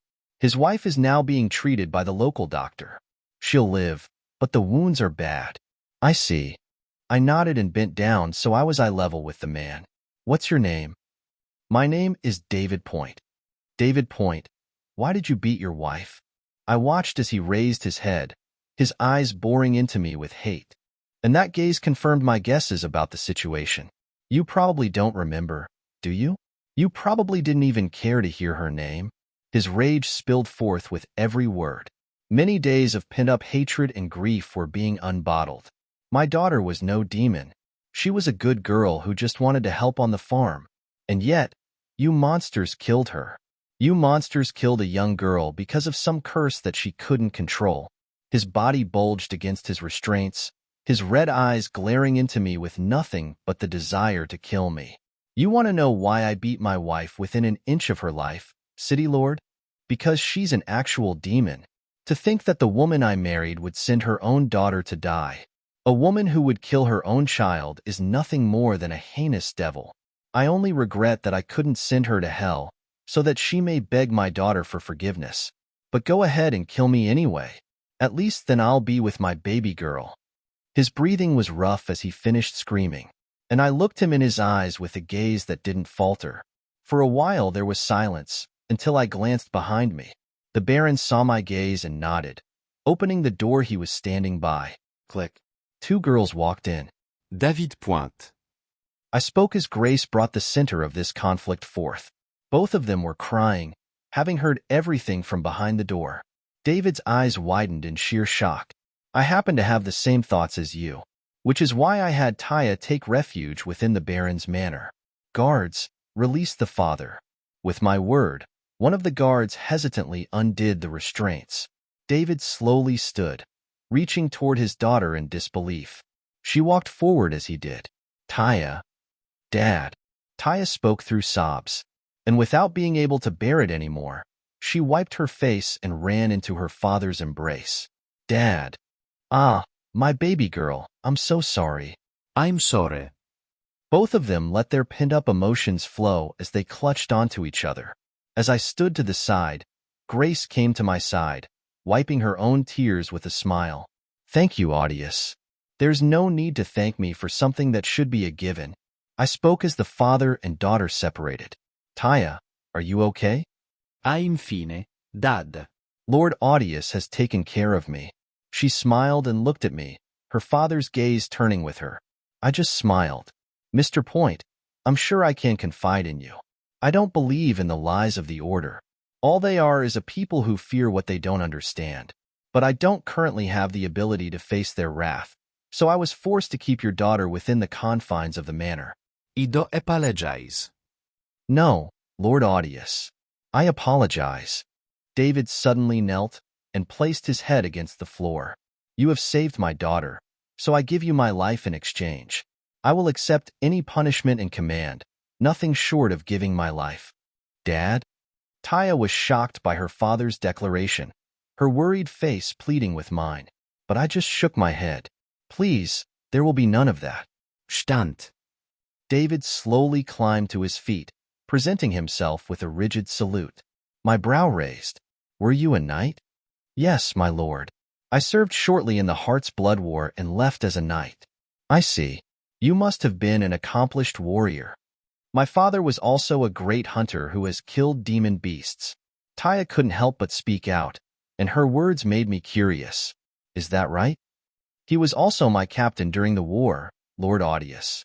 This time, it was Baron Viral who spoke. David scratched his head in embarrassment. That was only for a short time, Baron Viral. You far surpassed me not long after, and I'm surprised you even remember me. So everyone knows each other? That makes this easier then. I clapped. David Point, from now on, you will be one of the guards under the command of Baron Viral. For reasons I'm sure you can understand, I won't be sending you back to waste away as a farmer. You'll take up a new residence and will engage in regular training as you did when you were a knight. As for where you'll be stationed, I'll leave that up to the Baron. But I suggest you remain out of the public eye for some time and let the commotion you caused die down. Lord Audius, will there be no punishment? David asked. I have broken the law and have disrespected you with my words. Allow me to atone. Atone? David Point, you haven't actually done anything wrong. I smirked. I've spoke words almost exactly like yours. The woman who sentenced her own daughter to death is the one filled with true evil. To think that parents would turn on their own children because of the words of strangers they don't even know. It's harrowing. So I won't be punishing you for anything you did. Instead, your reward for standing up against evil will be reuniting with your daughter and becoming a knight whose purpose will be to protect her and other girls just like her. And the hateful woman that is your former wife can be left to fend for herself. She threw away her family. Let it remain that way while you live on in happiness. David was silent, before suddenly falling to his knee. I thank Lord Audius for his graciousness. Rise, Sir Knight. As I tell my sister, don't thank me for something that should be a given. I smiled and pat the man's shoulder. Now, I believe this court has been adjourned. Baron Viral, please arrange accommodations for Sir Point. And Taya. I looked at the girl, who looked back at me with bright blue eyes. If you can keep your head low while outside, go ahead and spend time with your father. Yes. Thank you, Lord Audius. Of course. Now, I'll be off. Chapter 12, Militarize. Night came. I looked out the window of the study, seeing the moon that was high in the sky. My hand was rather sore from writing so much. I sure did miss the conveniences of technology. Showers was another convenience. The bathing here, even with the Baron's luxury, was painfully subpar. Well, that would be fixed once I got my manner. I leaned back, relaxing against my chair and sighing. You know. Then, I heard a soft voice. My right hand reflexively shot toward my left, grabbing the knife underneath my sleeve. But realizing who it was, I settled. I don't enjoy waiting for an hour in your room. Can't you go to bed earlier, like normal nobles? What can I say? I do some of my best work at night. I spun around, seeing Gentle Snow sitting on my desk. She plucked a paper that was laying out, one that contained some blueprints. She waved it. What's this? I can't read it. Good. That means I can keep my things safe from invisible women who go sneaking into my room at night. I smiled while snatching the page back, causing her to chuckle. Hoo-hoo, I guess so. So, to what do I owe the pleasure? I asked, and Gentle Snow's smile turned. She became solemn and silent, as if pondering something. I waited until she spoke. There's something I need to tell you. Are you aware of corrupt rifts? Yes, I've heard of them. I nodded. Corrupt rifts were hell-spewing fissures of unknown origin. It was said that these rifts were the source of a sorcerer's power and the tides of monsters that annually threatened cities around the world. Demon beasts were the proper term for animals that were corrupted by the rifts and their power. And naturally, there were different types of demon beasts, each more powerful than the last. I frowned as she continued. Well, recently, one of the sorcerers in the militia spotted a corrupt rift in the mountain range. We aren't sure of its exact location, but that means Northtown is going to be attacked. Shit. I cursed at the horribly bad news. Any city that was near a corrupt rift was fortified with walls and a standing army to combat the annual tides of demon beasts. Northtown was not equipped in the slightest to deal with such monsters. There was only one comfort. The months of darkness come during the summertime, so there are still around 2 months before the tides come. Thankfully, I muttered while seriously pondering what I was going to do. And after a quick thought, I suddenly wasn't so anxious. In the Verlenium Empire, nobody was allowed to maintain a standing army besides the marquises and dukes who were in charge of national security. If it was found that anybody was forming an armed force, especially in secret, then it could result in accusations of treason and horrible punishment. I had debated how I was going to go about forming my own army with these restrictions. But if I had the valid excuse given to me by this corrupt rift, this would either be a great blessing or a disastrous curse. I looked at gentle Snow. Miss Snow, I can't say how thankful I am for this information. Don't worry about it. I saw what happened with Taya's father. Huh. My brow raised. Not that I'm angry or anything, but just how long have you been lurking around? You can never be too careful, Lord Audius. That means you've been around for a while. Hee hee. She chuckled, confirming my guess. But then her smile faded. I couldn't help but feel like she was struggling with something. Snow. I called to her directly, catching her golden gaze. I can imagine that your militia will be finding a new place to live. Leaving the mountains entirely might be the best move. But I'm not going to insist that you come here. I just want you to know that your militia will always have a place here. Whether you simply need shelter or you're being chased by the order, if you show up on my doorstep, you'll find refuge. Thank you, Audius. She slowly smiled before jumping off the desk. Then, she bowed a little. I'll take my leave. All right, but the next time you come snooping around, at least say hi. I waved as she disappeared, and soon, my study was filled with silence. I decided that to be the end of my night and retreated to my bedroom. The next day was filled with urgency. With sudden key information, I couldn't be so relaxed. I had a 2-month schedule to either turn my city into a fortress or lose this foundation for my future empire. If I wasn't smart about this, there's no telling how many years I would be set back. So my first order of the day was speaking to Sir Campbell. The accountant was rudely awakened by my summons, but my words quickly sobered him up. Sir Campbell, what are the laws pertaining to building an armed force beyond local security? He was silent, shocked by the implications behind my words. But I was being dead serious, so he had to answer. According to my understanding, anything greater than a single guard per 200 residents is in violation of imperial law that restricts nobles underneath a marquis from forming an army. That means this city isn't allowed to have any more than about 150 guards enforcing security. 150 guards. That's actually not a bad number, but I'll need more. Lord Audius, I hope you aren't thinking of doing anything treasonous. Disregarding yourself, doing such a thing would stain the Fox name. I happened to receive some intelligence not long ago. I mumbled with a low tone. A corrupt rift was spotted in the mountain range to the north. I'm sure I don't need to explain what that means. Corrupt rift? Impossible. Sir Campbell was stunned, going silent. With this new threat, I have about 2 months to fortify this city. I'm going to need a wall, guards, and weapons to fight the tides of demon beasts that are going to spill forth from the mountains. Tell me, Sir Campbell, are 150 guards enough to combat those beasts? Wait, you mean you plan to fight? He was shocked yet again. Lord Audius, building a wall and training a military force big enough to fight demon beasts isn't possible in just 2 months. We might be able to draft some residents now and give them basic training, but building a proper wall can take half a year. Sir Campbell, I understand your concerns, but rest assured, it can happen in a month, let alone 2. I'm not asking whether the defense of this city can suit. I'm asking about the legal ramifications of militarizing this city. I looked the accountant in the eye, causing him to go silent, and for a moment, he seemed to understand what my goal was. It was understandable from his perspective. Grace and I were the youngest children of the Fox family, and from birth we had next to zero chances of fighting for the position of Fox heir. Now my city was about to be attacked. If I handled this correctly, I could build a significant foundation of power and might for myself that would launch me into the competition for heir. Sir Campbell was probably thinking that I was taking advantage of this chance for that reason, but of course, I couldn't care less about the fight for Fox heir. I just wanted an excuse to build a standing army. It's a dangerous game, You're about to play, Lord Audius.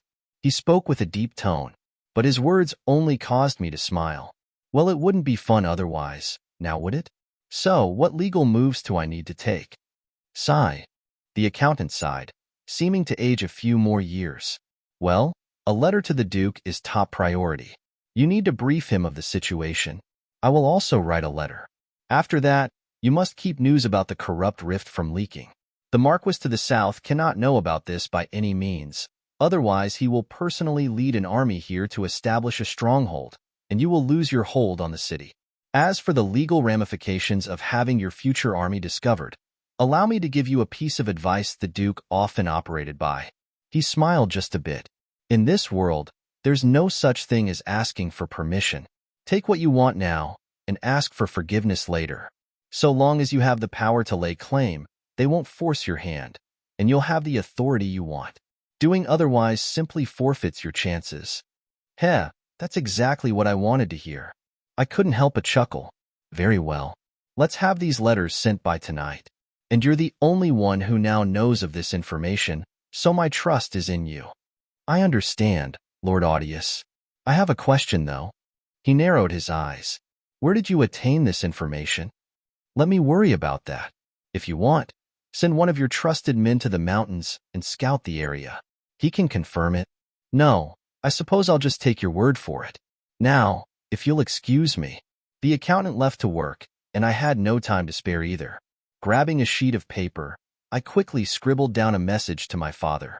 In it, I gave him the details, but intentionally left my thoughts on the matter vague.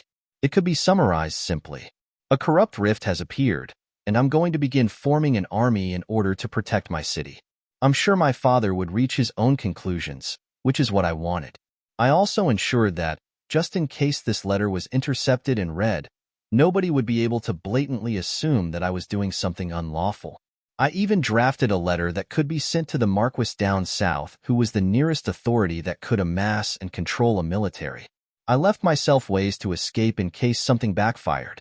My identity was also a failsafe. After all, who would expect the ambitionless son of a duke, who had been kicked out of his own household for being a deadbeat, to suddenly attempt to do something treasonous? I just want to protect my city. Do I need another reason? I smiled and tapped my pen, and after summoning the Baron, I quietly began preparations. Gentle Snow watched as Audius wrote his letter, reading every word with curiosity.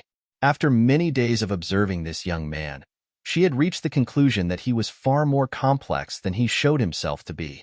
He was cunning, able to flavor his words with finesse, and smart enough to prepare for myriads of outcomes. Well, he was a noble. Such attributes weren't surprising for nobles. But Audius was supposed to be the no-good runt of the Duke's children, one with no fire or spine to push him to fight his siblings for the glory of being the Fox heir. The situation with the Fox heir was so widespread that even the sorcerer's militia in the mountains had heard of it. In the Verlenium Empire, they were causing the biggest stirs, bigger than anything the imperial children were kicking up. So where did all this ambition come from? Or was Audius just that good at concealing his nature? But even beyond that, Gentle Snow felt that there was something different about Audius. Something that made him different from other nobles. She had observed many nobles in the past. She had watched as counts would sneak out of their manors to enjoy the depraved flavor of their local red light districts. She watched as barons would work their citizens to the bone for just a bit more profit. She had seen a lot, from good nobles who wanted nothing more than to live a peaceful life with a village that was just as peaceful, to nobles filled with incalculable rage, ambition, and the desire to take over the world. And yet, Audius didn't fit in with any of them. He was too calm, too smart and level-headed. He could be cunning, but he was also genuine. Their talks under the midnight moon weren't fake. She could see it. He genuinely cared, and his offers of hospitality and refuge weren't merely formalities. She knew that if she showed up with a group of fugitive sorcerers, he would take them in and keep them safe. He was hardworking enough to outline all kinds of precise instructions for his workers, generous enough to buy the outpost of a lowly miner, and offer him the position of a manager with amazing pay. Other nobles might simply pay the man a few hundred coin and kick him to the curb. Years of work would be for nothing. And above all, the moral mind he held in order to take in a poor father who only wanted to be with his daughter. Seeing Audius appoint David Point as a knight, and hearing his words of morality, confirmed everything for Gentle Snow. What kind of a man was Audius? She wasn't sure she could ever possibly understand all the things that went through his mind and form a conclusion. She had seen many different sides to him, but she did know that he was the one who might bring true justice to sorcerers. Because unlike others, he knew why he was good to sorcerers. All of his decisions and morals came from deliberate belief, not blind faith in an ideology like all those who hated them. And unlike others who might just hide sorcerers away in a basement and call it helping, he had a plan. He had the plan, the vision, and the intelligence necessary to move toward a world where he could keep sorcerers safe. She could see the first steps toward that plan. As Audius moved to begin building the wall and to recruit soldiers, she knew that it was all for the purpose of something greater than just protecting his city. He wanted power, but that ambition was exactly what they needed if they ever wanted to fight against the genocide of the Order. It was much unlike her militia, a mere tribe of thieves that constantly hid away in the mountains, living a life no different from the bears and goats. Gentle Snow watched Audius leave the study with large strides. His sharp gaze always moved with purpose. Not only was he smart, but he was hardworking. What other noble worked out every day, running themselves toward exhaustion and pushing their muscles to the brink of collapse, only to do extensive logistical work right after? When she thought about her militia, about Helva, what's so wrong with wanting to trust someone? She mumbled and left the manor, her steps leading her back toward the mountains. Chapter 13, Rachel. The letters were sent, so now everything was up to me now. The rock and stone foundation already knew how to make my cement. That meant, in order to construct the wall in a timely manner, we only needed to scale production. Through my own urgency and the fact that I delayed the construction of my manor, the two brothers of the company understood that the new wall needed to be built quickly. I gave them a deadline of a month to have everything laid out. I also drafted every detail of the construction, leaving no room for error or confusion. Sir Campbell was similarly urgent. Working with Cork, he quickly hired as many miners as possible while streamlining iron and steel production. But I knew it wasn't enough. While the steel production in this world was good enough, it didn't come in large quantities since it was only used in weapons and high-grade tools. If I wanted more, I needed a proper factory containing crucibles and steel forging machines. But such things could only be made by my tool. Even to mass-produce cement on the scale that I wished for, kiln technology would have to jump, and I would need to develop other fuels like coal slurry to be used for firing. The scale of this city's production was tiny. Granted, it was enough for what it needed, but now that I was here, my vision far surpassed what this place was capable of. I wanted to use my tool and build the facilities we needed, things like industrial crucibles and rotary kilns. And it could be done, even if it would take some time. But there was much risk in doing so. Nobody beyond a select few people within the Baron's Manor knew about our cooperation with sorcerers. So if I were to suddenly introduce a brand new piece of industrial hardware that defied comprehension, there would be questions and suspicions. Primarily, I worried about Sir Campbell. I hadn't seen any of his trusted men since we arrived. That meant they were out and about in places that I couldn't keep an eye on, and I didn't know if I could trust him or his thoughts on sorcerers. If he weren't here, then perhaps I could use my father as an excuse, saying he shipped me the hardware and dodge responsibility. But that wasn't possible, and there was the risk of me being seen. I had to remain eternally vigilant for worry of Gentle Snow watching. I couldn't be hasty and reveal my tool, not even to sorcerers. So in short, I wouldn't be able to do anything but personally guide the expansion of existing production. Over several days, I had the brothers at the Rock and Stone Foundation hire many more workers and build several more kilns to make cement. With that, production quickly multiplied, setting us on track to complete the wall before the 2-month deadline.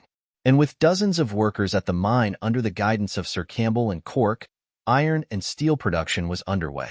We also found a few blacksmiths who worked within the city repairing farming tools. Employing them, we placed orders for weapons, shields, and other much-needed gear.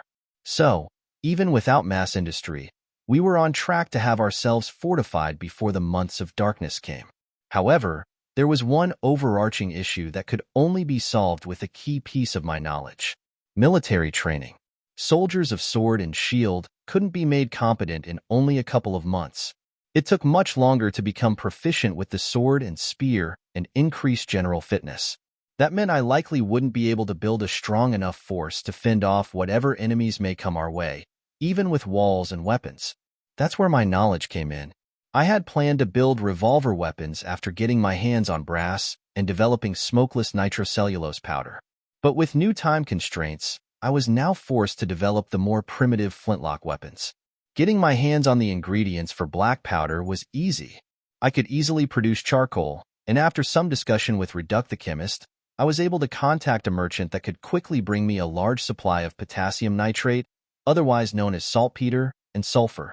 These were the only essential components for black powder, so once I got my delivery, I would only need to synthesize the black powder and use it in the flintlocks. The hardest part, though, was the creation of the gun itself. Boring barrels wasn't easy with this world's technology, and if I were trying to make weapons that used nitroglycerin-based gunpowder, then it would be impossible since I would have to use the much stronger steel barrels, which couldn't be manufactured yet. But because my flintlock guns only needed to handle black powder, I quickly found a feasible way. Simply boring iron barrels with steel bits would do the trick, and iron barrels could handle the force of black powder. It worked out. All I needed to do was work with one of the blacksmiths directly, and I would be able to produce the components I needed to build flintlock weaponry. Thankfully, I wouldn't need that many, so hand-making each one was fine. It was with all these plans that I moved forward. And so, 2 weeks passed since the start of my militarization efforts. This was also when yet another incident was brought to my attention. Lord Audius. I lifted my head at the sudden call, seeing David Point, Taya's father, enter the study.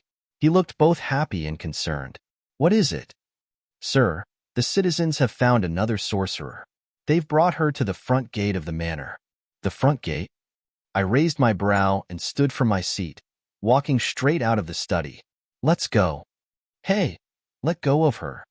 Grace's shouts echoed toward a young girl being restrained and poorly handled by a couple of men, around which were a dozen or so spectators. Hearing Grace's demand, the 2 men only threw their prisoner to the floor. Hey!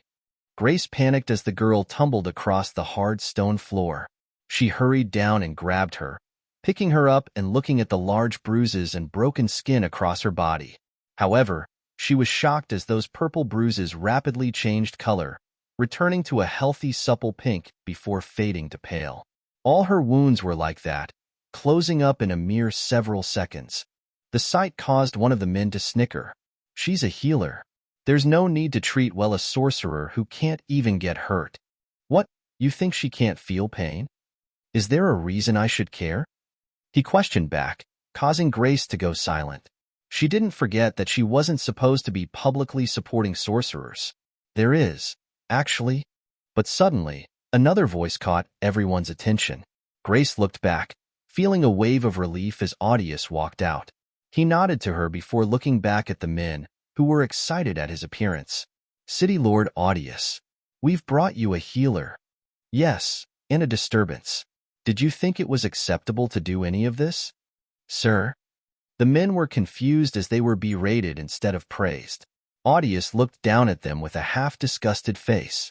Instead of carrying on with my work, I'm interrupted by a mob outside my door, and I come out to see a young girl being thrown around. Do you think people being thrown across my stone roads is acceptable? But she's Dash. What? A sorcerer. I don't care. He stepped up to the men, causing them to take a step back. I have guards for a reason, don't I? Doing this is their job, not yours, because they know how I like incidents to be handled. And this is not it.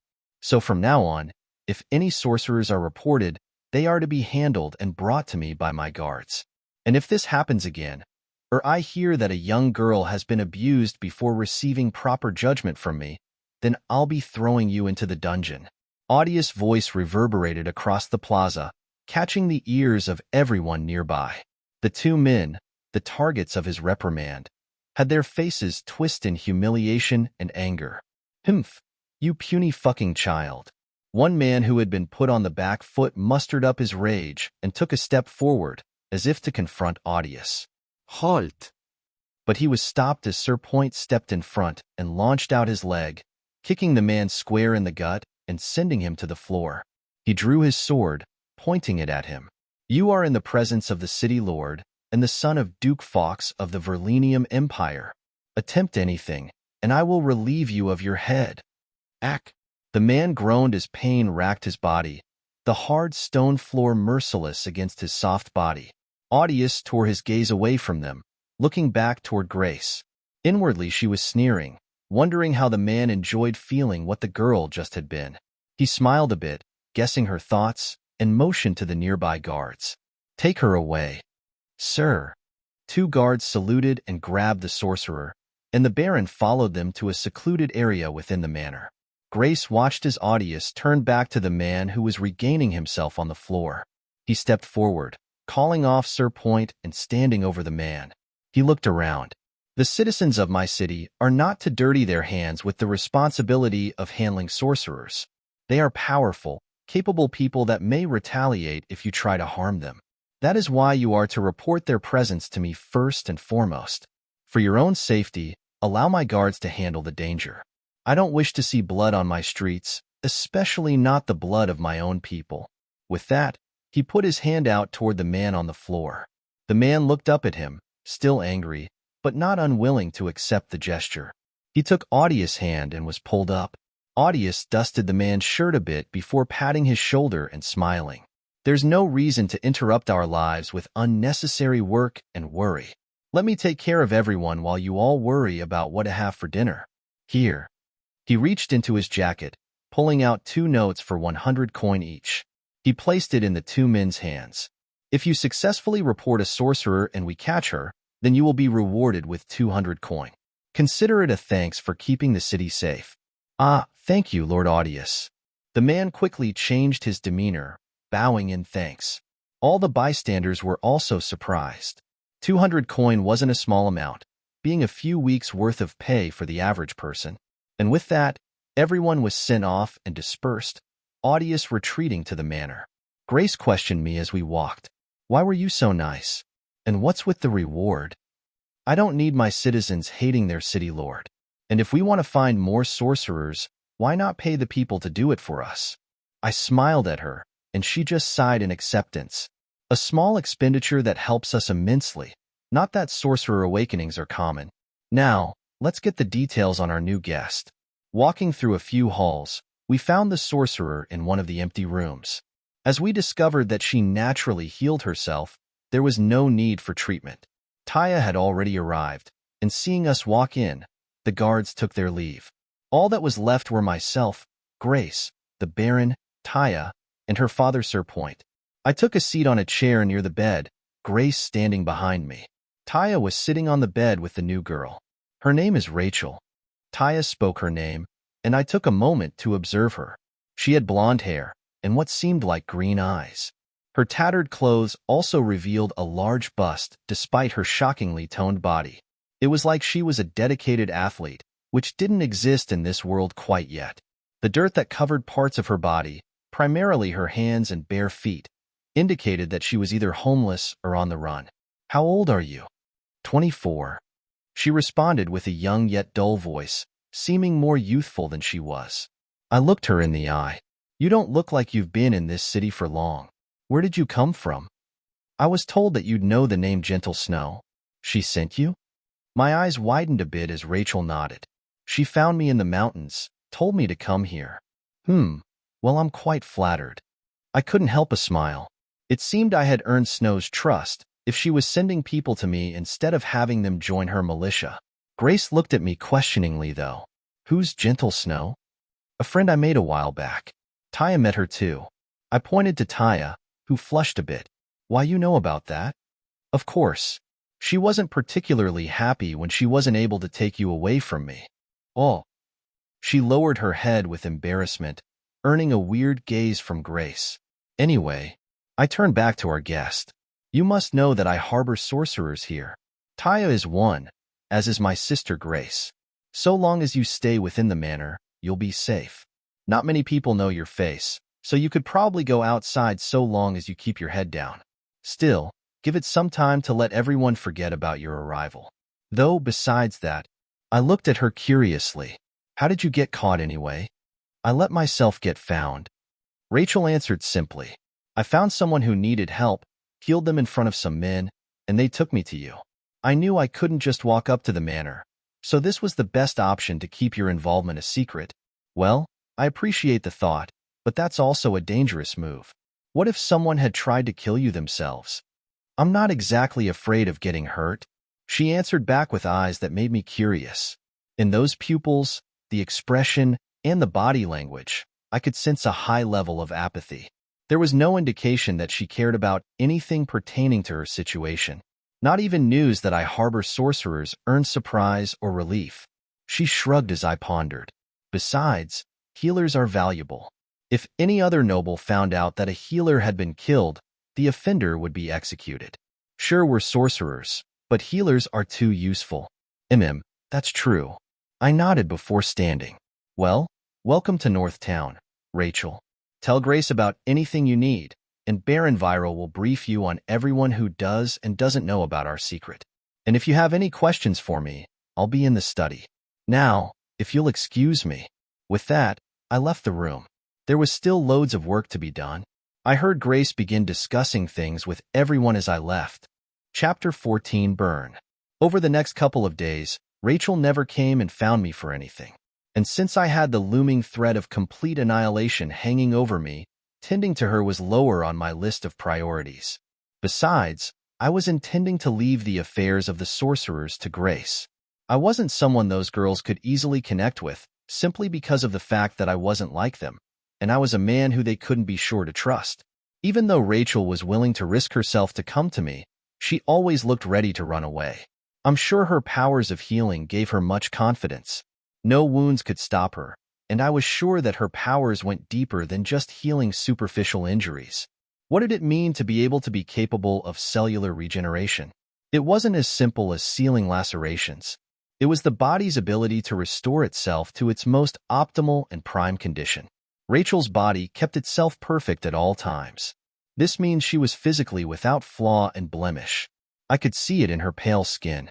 Melanin within the skin was only created when the radiation from the sun damaged your cells, being protection against UV rays. But she had no need for that, so her skin was perfectly pale besides her genetic baseline level of melanin. So her skin was only the slightest bit tan, and yet not unhealthy in the slightest. And she had none of the blemishes that might come seemingly naturally, like freckles or moles. The proportions of her body were also perfect, from the symmetry of her face to the shape and size of her large bust. And the only reason I wondered about her bust was due to the fact that her body was spectacularly toned. Women who worked out often had smaller breasts since their body burned its fat, but hers didn't do that. Instead, perhaps because she was constantly on the run or fighting off enemies who might wish her harm, she had constantly exerted herself. But because of her regeneration, her body always immediately healed itself. Imagine being able to work out and recover during the exertion. Imagine what that would mean for your muscles, to build more muscle mass by the minute. If she were a man, she would be a monster with strength and stamina incomparable to any ordinary human. But due to her genetics, she wasn't allowed to build more than her genes allowed, resulting in the toned yet feminine body she had. And since her powers of regeneration came from the mystical energy source of sorcerers, it didn't sap at her bodily energy or resources, meaning she wouldn't become emaciated from recovering tissues or burning tons of energy. The implications of her power were numerous and definitely something I wished to know more about. And with the more sorcerers I encountered, the more I wondered about what their power was. But it wasn't appropriate to study it, at least not now. Not only would I have to earn a reputation among the sorcerers, but I would need more information on their origins, something I couldn't get without more power. And currently, there was one thing standing in my way: the threat to my city. A couple days after Rachel joined us, I decided to take a trip to the wall and see its progress. I had given very precise and explicit instructions to the brothers at the Rock and Stone Foundation. If they were competent managers, then I expected things to look as I told them. Grace decided to come with me, and so the two of us rode to the northern region of the city. We met up with Fenton and Gerald, who took us to the site. We've been following your directions to the letter, Lord Audius. And truly, it did answer many of our questions during the process. Without your guidance, I'm afraid things would have turned out much worse. Here. After walking a bit across a dirt trail, we arrived at the location. Dozens of men worked laboriously for miles in each direction. Currently, the wall only covered the northern region, and it would prevent anything in the mountain range from coming into the city. The deep trenches had been dug long ago, and by now they were finishing the concrete foundation. The wall was several meters thick, and it wasn't being constructed of cinder blocks. No, this wall was going to be made of huge concrete blocks, sturdy enough to protect the city even from sieges. It was for this reason I didn't bother finding information on demon beasts. If a wall that could protect against organized military sieges wasn't enough, then there was nothing I could do to protect this city in the first place. The plan was to build the foundation and mount the concrete blocks on afterward. After all the cement mix was prepared back in the city, the concrete blocks would be manufactured at an outpost built nearby and placed at this site. Those blocks were even built with iron bars in them as an alternative to rebar, giving them improved resilience. This was the most efficient and effective method of construction I could devise with the technology and time we had. Even as the trenches were being dug, Fenton and Gerald were making the blocks. Now, there were already huge stockpiles nearby that simply needed to be hauled over and placed when the time came. We even had the necessary equipment like cranes that would allow a tall wall to be built. With all the manpower we had and our preparations, the wall was set to be completed in only a few more weeks. It would be well established by the time the months of darkness came. Grace and I toured the construction site while the two brothers briefed us on everything. I also checked to make sure everything was going according to plan, and it seemed like it was. It naturally wasn't perfect, but there was a margin of error that wouldn't affect the final product. This fell into that range, so I was satisfied. It looks great. I gave the two brothers a nod of approval, causing them to smile. Thank you, Lord Audius.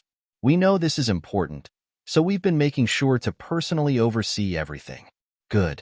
I'm counting on you too. If this project succeeds, you too won't lack opportunities in the future. You'll be free to take the formula for the cement, produce it, and sell it wherever you wish. I'm sure you can see how high the demand for a product like this will be. The quick, easy, and cheap material that can build strong structures. Indeed, Lord Audius, your formula is truly revolutionary. I've never seen a mixture that sets so fast and has such strength even early on. I'm sure once a month or so passes, it'll be even stronger than now. But we can't simply take the fruit of your knowledge without recompense. Gerald looked at me with seriousness, combing his beard with his fingers. As businessmen do, we wish to offer you a deal. We've already engaged in correspondence with other merchants who are interested in facilitating distribution. Particularly, we've gotten into contact with the biggest merchant who dominates the Ridge River shipping lines. He plans to visit Northtown soon and build a dock here, and he's interested in the cement, as well as meeting you. But since you are the creator of this formula, Lord Audius, we wish to make you a partial owner of the Rock and Stone Foundation and bring you into our business with those beyond the city. Oh. I was surprised by their offer, as was Grace, who stood beside me. I questioned, why are you offering to give up so much? I hadn't actually intended to take any ownership in regards to your use of the formula. You could have had it all. Well, the brothers glanced at each other with weird smiles. We're businessmen, not thieves or a charity. We don't intend to give you nothing for your knowledge, so we initially decided to give you a portion of the profits. But we've realized how wise you are in regards to matters of business, so in the end we wish to make you an owner on par with us, where myself, Fenton, and Reduct own 25% each, while you own the last 25%. A four-way ownership of our company. In this way we can help each other. You can use our company and you'll get a major share of the revenue, money that can help you personally or with the city. And we can benefit from your guidance. My guidance? I couldn't help the cheeky smile. I could truly say that these brothers were smart. There was nothing better than becoming a direct partner with a city lord. After all, the government was where the riches lay. Through me, their company would score deals and opportunities that they wouldn't be able to get otherwise. For example, this merchant who dominated Ridge River. They said he was coming to meet me. If I struck a deal with the man, which I absolutely intended to, then they would benefit from it directly, especially if I was going to sell the cement.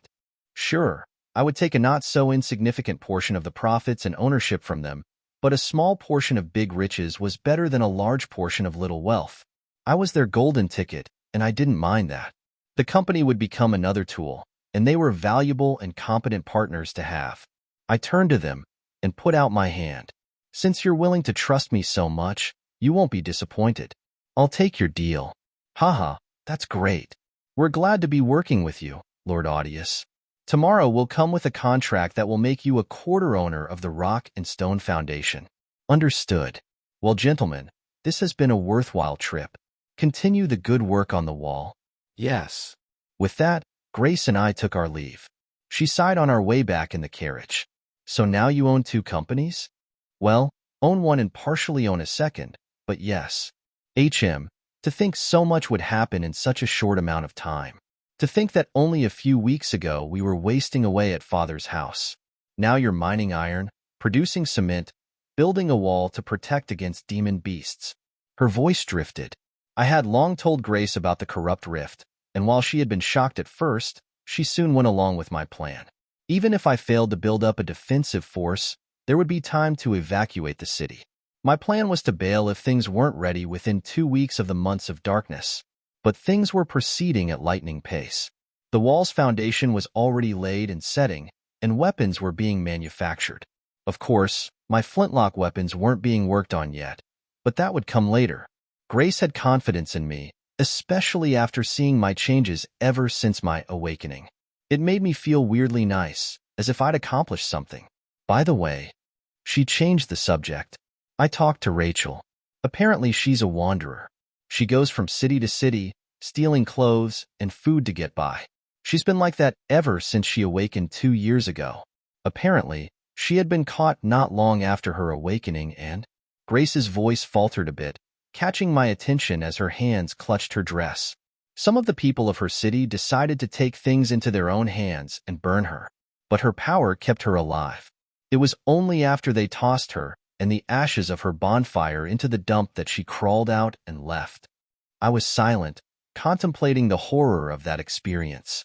To be burnt alive, feeling the utter agony of pain for every second, and unable to escape it even by death.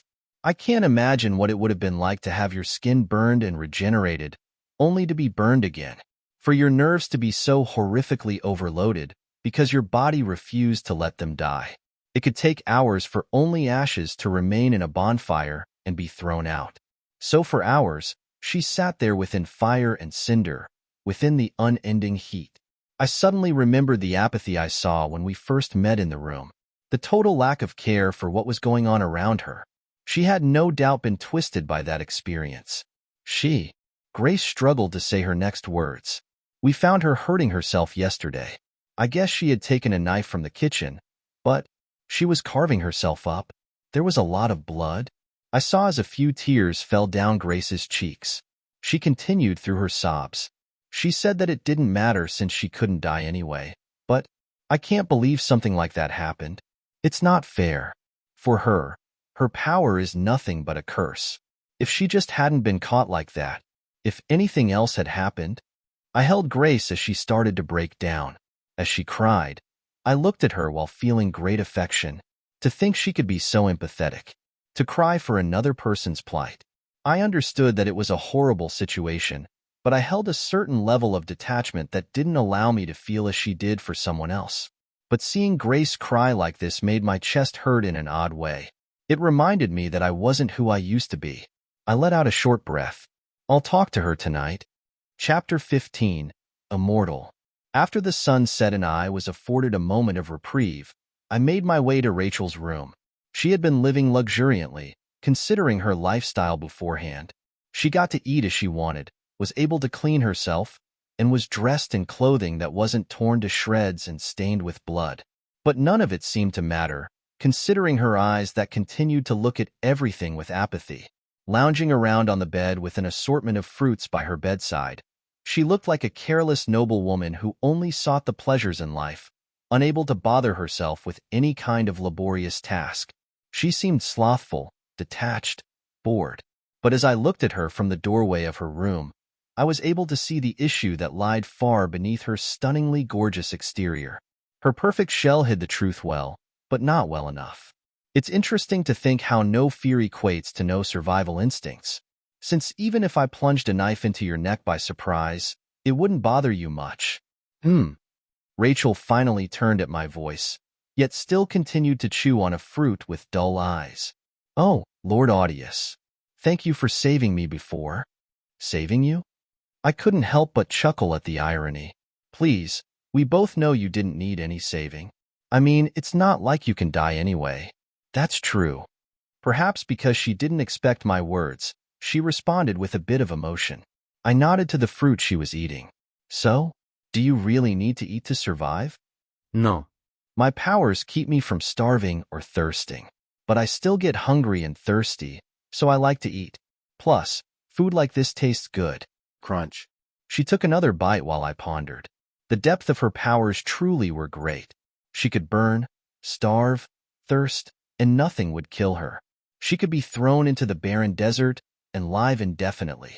She was likely the most resilient creature in this world. Only by trapping and sealing her away could you disable her. Without knowledge of her powers, it would be impossible to do anything to her. After a few moments of silence, I changed the topic. I heard that you were hurting yourself with one of the kitchen knives. Oh, do you find that weird too? Actually, no. I surprised her with my answer before leaning forward and looking into her eyes. Tell me, what did it feel like? Was it perhaps like scratching an itch? Yeah.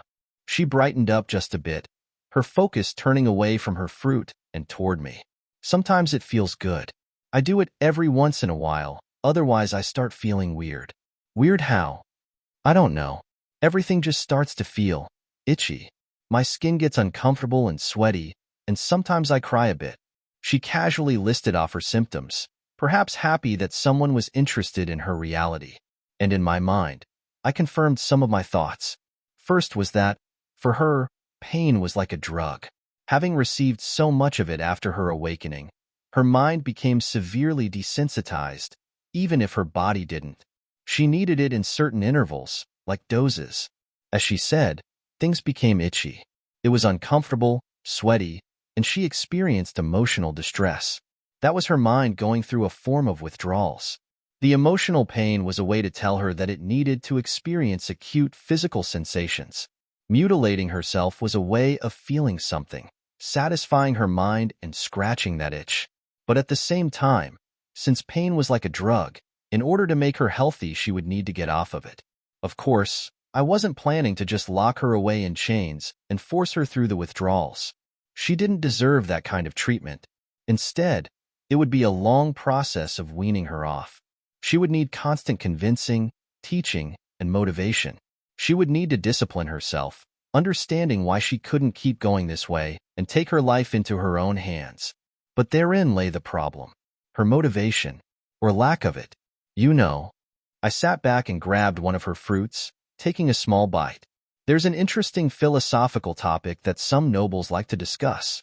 We ask ourselves, what would an immortal man do after living for hundreds or thousands of years? Immortal? She looked curious while I continued. Someone who can't die, who lives forever, who watches the rise and fall of kingdoms and empires. He learns everything, does everything. Perhaps 1 century he might rule a kingdom, and the other he might be a humble farmer with a family. With so much time and nobody able to harm him, there's nothing he can't do.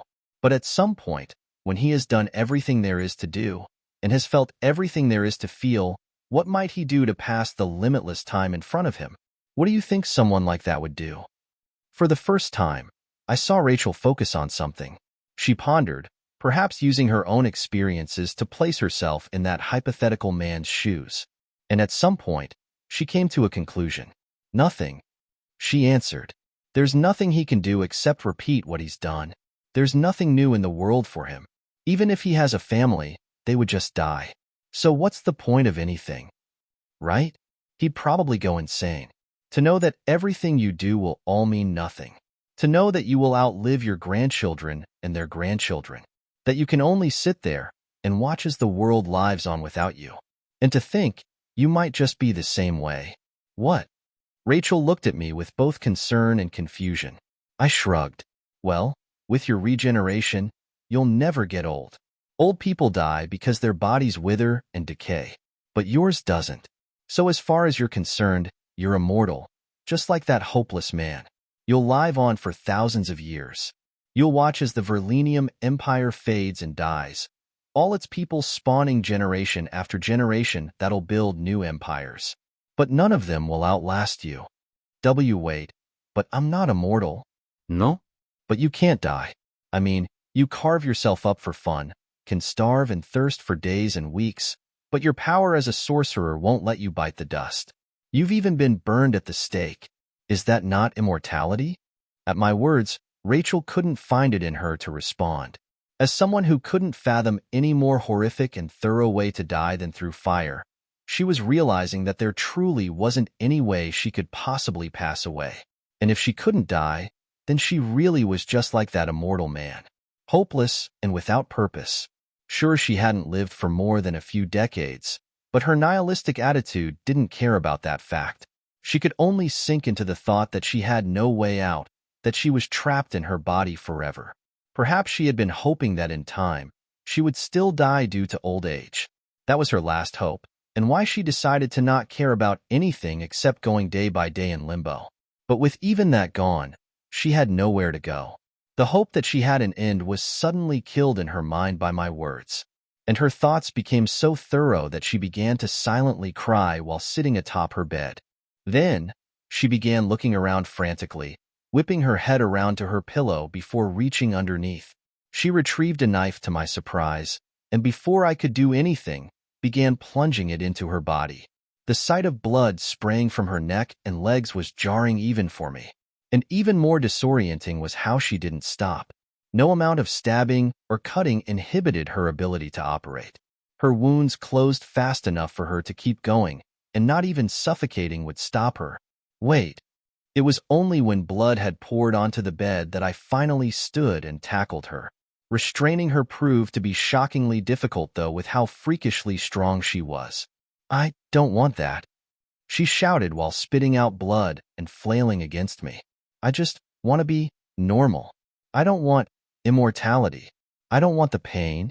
She continued to sob and struggle, but with joint locks, I was able to restrain her. Blood poured over my own body and clothes, so much that I felt like I was soaked. The overwhelming smell of iron caused my nose to burn. Hey, stop it with the useless harm and listen to me, damn it. I yanked her head back, putting her ear near my mouth. I could hear her erratic sobs in intimate detail while whispering. You and the rest of the people in this world don't seem to realize that fire is not the most devastating way to die. But I do. I can kill you. Normal people might think you're immortal, but only gods are truly immortal, and you're no god. You have limits, and if you work with me, I'll find them. Only I can give you the sweet release of death that you want. You understand me? No. It's my power. Nobody knows about sorcerer powers. You couldn't stop my power. She stopped struggling, but in exchange, it seemed like she was collapsing. And her words were true. Not even I knew anything about the true nature of sorcerer powers. But I didn't need to know anything about it in order to kill it. I already had multiple avenues that could guarantee killing her, but none of them could be carried out without developing technology. So I refuted while her body fell limp atop mine. No, I know things that you couldn't possibly fathom. To explain the depth of my knowledge would take years. I know of multiple ways to kill you so thoroughly that not even your soul would remain. But if you want to be there when I create those things, then you'll have to trust me, and you'll have to stay with me. I loosened my grip, but in that moment of reprieve, Rachel spun around and stabbed down with the knife. I was still as the blade was buried into the bed by my head. Rachel cried as she looked down at me, but in her eyes were no longer the apathy I had seen before. There was emotion and hope, the two things I wanted to see most. How do I know you're not lying? How do I know you're not just fucking with me so that you can use me? If you want reassurance, there are two things I can give you.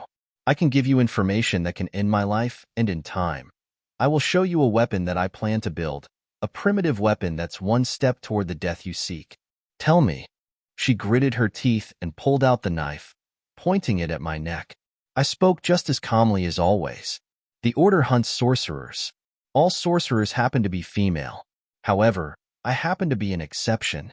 You mean, I'm a male sorcerer, an anomaly, and a specimen that the Order would do anything to get their hands on. If you were to release that information, it would lead to my death. So now, you hold my life in your hands. Prove it. With a bit more hope, she cautiously pushed for more. I let out a sigh. Goodness, you're asking for a lot.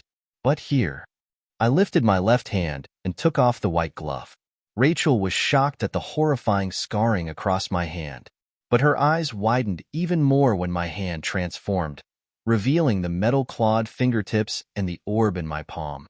It was only visible for a moment, though, before I recalled the tool and put my glove back on. Satisfied? And if you want to see my weapon, you'll have to wait until I build it. Rachel was silent, her grip loosening, and in that weakness, I pushed, flipping her over and swapping our positions.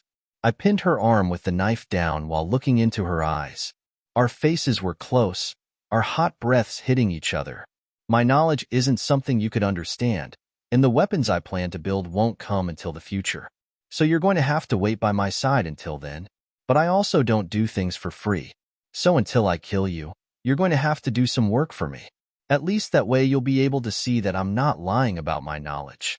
So, taking a breath, I grabbed her and pulled our bodies into a sitting position. The wet blood on our clothes and bedsheets served to make the scene a bit more nightmarish. I grabbed her hand, gripping it forcefully between our chests. Trust me for a while. Watch me from up close or from afar. After all, what do you have to lose? If I'm right, then you win. And if I'm wrong, well, you can just kill me yourself. Sound good? I smiled with blood smeared across my face, and my words seemed to open the floodgates as Rachel smiled and released her tears, letting all her pent-up emotions pour out. She grabbed my clothes, hugging my body while sobbing uncontrollably. I held her tight in return, and when she finally calmed down, I lifted her chin with my finger, smiling at her. Don't worry, Rachel. I know you're different, but you're still just a girl. There's no need to be so detached. You're not yet that immortal who has lived for thousands of years. You're a girl in the prime of her life who deserves to live as such. And I don't like it when you have that dull look in your eye. So at least let me give you some excitement that doesn't involve soaking us in blood. I think the blood is exactly what gives it some thrill. She smirked while wiping her face. It only served to smear the blood around, though. So I got up and pulled her off the bed, motioning to the bathroom with my chin. Go on and clean up while I find someone to clean this mess. Well, we're both dirty. Why don't we both clean up? I jolted a bit as Rachel turned her face away, clearly embarrassed by her bold statement. And I couldn't say I wasn't caught off guard. But after thinking a moment, I walked over to her. She seemed flustered as I placed my hand on the side of her face, wiping her cheek with my thumb. When you clean yourself and go to sleep tonight, you'll wake up and the rush from this whole fiasco will be gone. I know that. That's why I want to do this now. She grabbed my shirt with pleading eyes, and I was reminded again of her most glaring issue. Her mind desperately craved stimulation. Usually that came in the form of pain, but now she was feeling something new. This rush of emotion as she allowed herself to be vulnerable and felt the embrace of someone who was willing to take on her burden. It filled her with a new kind of ecstasy, and she wanted more. But I didn't need to become her addiction. It wasn't good for her, and it wouldn't help me. On the contrary, shutting off her avenues of escape would start her on the path of recovery and development. That would build her into a capable ally in the future, and if she still decided that she was interested in me, then at least it would actually mean something instead of being a twisted fling. I removed my hand from her face, grabbing hers with it and placing it against her bountiful chest. Go clean up, find another room, get some rest, and come see me tomorrow. Okay. She almost seemed confused as I turned and walked out of the room, shutting the door behind me softly. After that, I sneakily made my way through the manor, cleaning up myself after arriving at my bedroom and going to sleep not long after. It was quite tiring, dealing with poor psychotic girls who liked it when I promised to kill them. Chapter 16 Un combat. The next morning was filled with pain and agony as I pushed my body during a workout. I had far more stamina than I did when I first started, but I still had a long way to go in order to reach my goal physique. Even putting that aside, though, I enjoyed my runs that were graced with the cool air and morning dew. I also got to get a better read of my city. As my training had become regular, I often passed by a select few routes, and I would often see the same people as I went. Being the new city lord, my appearance was already well known. Like Grace, I had deep purple hair inherited from our family that made me stand out. That feature of mine practically screamed city lord, so it wasn't a surprise that I was recognized while running through the city. But that came with its perks. I came to meet several people who would graciously offer me water, and those who owned restaurants would sometimes offer me a breakfast meal when I was on my way back. I accepted more often than not, getting to know the nice people and receiving freshly cooked food. Sowing goodwill with the populace was always good. By seeing how hard I worked and how nice I was in conversation, any bad rumors about me would wash away in time. Truly, I don't know how the bad rumors Gentle Snow told me about came to pass, but I didn't intend to let my image remain that way. Everything I did would naturally create a better reputation, especially as my plans bore the fruit of prosperity within this city. After that morning workout, I was back to work. There were many things I had to do, and lately with the mining and wall operations in full swing, I had been traveling often to consistently check in on things. Cement production was expanding rapidly as the number of kills and workers multiplied, and we were beginning to bring in mass amounts of raw iron ore to be processed. And this is where my new position as a partial owner of the Rock and Stone Foundation came in handy. After receiving a contract from the brothers of the company, I signed and attained the right to manage operations alongside them. And using that, I quickly had them work with Sir Campbell to build iron processing infrastructure. Cork, who had attempted to develop iron mining and processing before, already built one smelter that was used for all his iron processing needs. However, the smelter itself was low quality and inefficient. This led to a series of redesigns on my part. Doing plenty of studying using the tools repository, I quickly designed the perfect smelter that we could build with what we had. It wasn't as efficient or scaled as an industrial blast furnace, but it could be built and it was far better than what we had. That smelter was quickly queued for construction. Beyond that, there were only two more things I needed to settle in the near future. One was the deal with the merchant the brothers at the Foundation told me about, a merchant who dominated the Ridge River supply lines. As a river, it was naturally a very popular and important trade route that facilitated business between several cities. Being the behemoth of this river would naturally make you a big name. It was one I didn't know about until I discussed it with the Baron. He was known as the Iron Horse. Apparently, he was an accomplished knight before he went his own way and established a merchant company. After settling at Ridge River, he quickly dominated it with his connections and ruthless generosity. He was someone who brought wealth to all, yet utterly destroyed those who intended to interfere with his interests. He let other merchants operate all the same, not interfering with them if they didn't do so with him, even when he became the behemoth that he is now. This led to his organization becoming the effective leader of all trade along the Ridge River after all the other merchants bowed to him and merely supplemented his business. And God help anyone who intended to harm anybody associated with that guild. They all protected and supported each other, even against the Verlenium Empire. Basically, he was a big deal. And apparently he wished to meet me. When he would arrive exactly, I didn't know. But it wouldn't be long. And I hoped that it would be soon, because with him, I would be able to establish a much-needed supply line that would help me through the months of darkness. But even the connection with that merchant was secondary to a big piece of business I needed to handle. It was the Baron who came to me at night the day after my enthusiastic conversation with Rachel. He seemed expectant in a way as he announced the good news. Lord Audius, we've assembled the troop you wanted. They'll be prepared for you tomorrow morning in the northern region of the city. Oh, very good. Though, I have a question. The Baron spoke his unexpected concern. I've read your documents pertaining to the training of these soldiers, and I'm worried. About? It doesn't seem like they'll be prepared when the time comes to face actual demon beasts. You only intend to teach them all kinds of commands, formations, and what seems like endless conditioning. I see very little about fighting with spears and shield formations, and nothing about archery. Ah, about that. I realized the Baron's concern, responding with a smile. In time you'll realize why I'm doing things this way. Let's just say that this training is designed around a set of tactics and weapons that you've never heard of. Still, I'll be there to oversee everything, so there's no need to worry. I'll be up at dawn tomorrow to head over with you. Until then, get some rest. A long day awaits.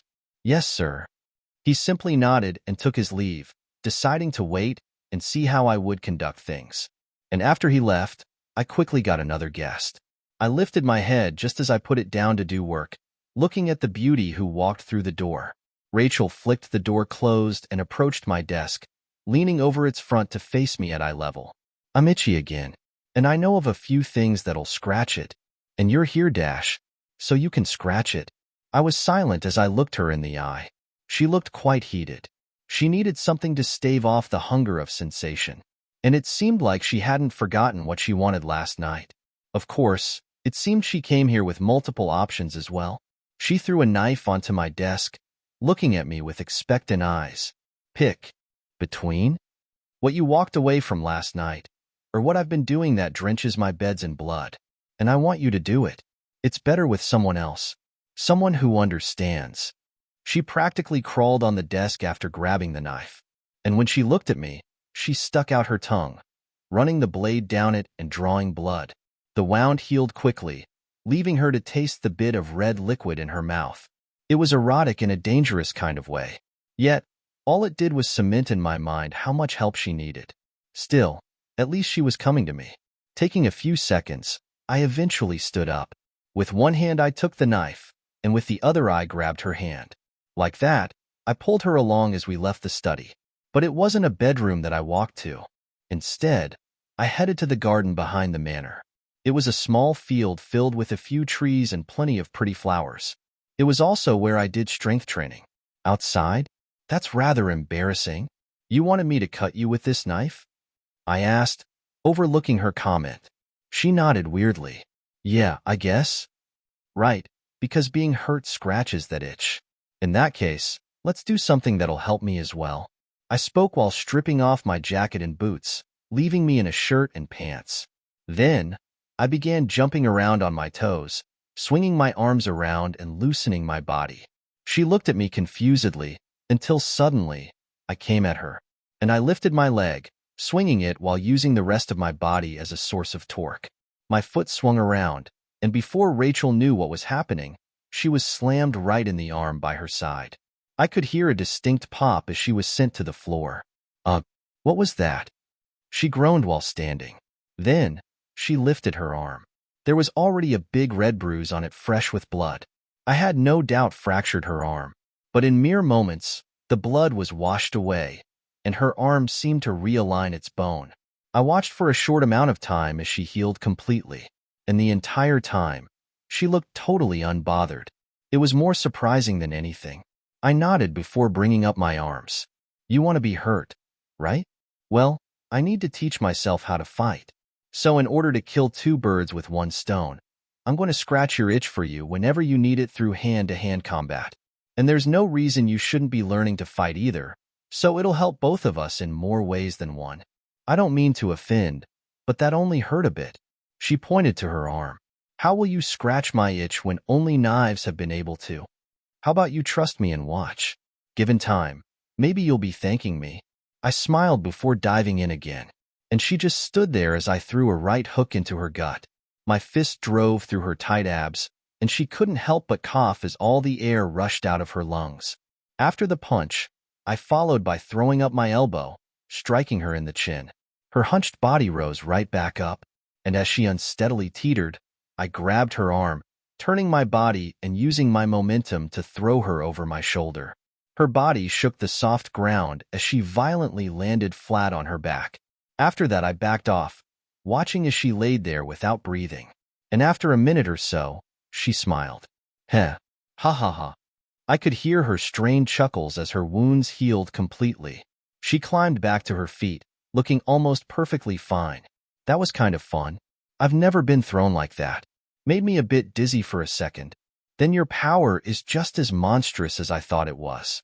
I was burned alive for what seemed like an eternity. Even now, I can still feel my skin melt as I recall it.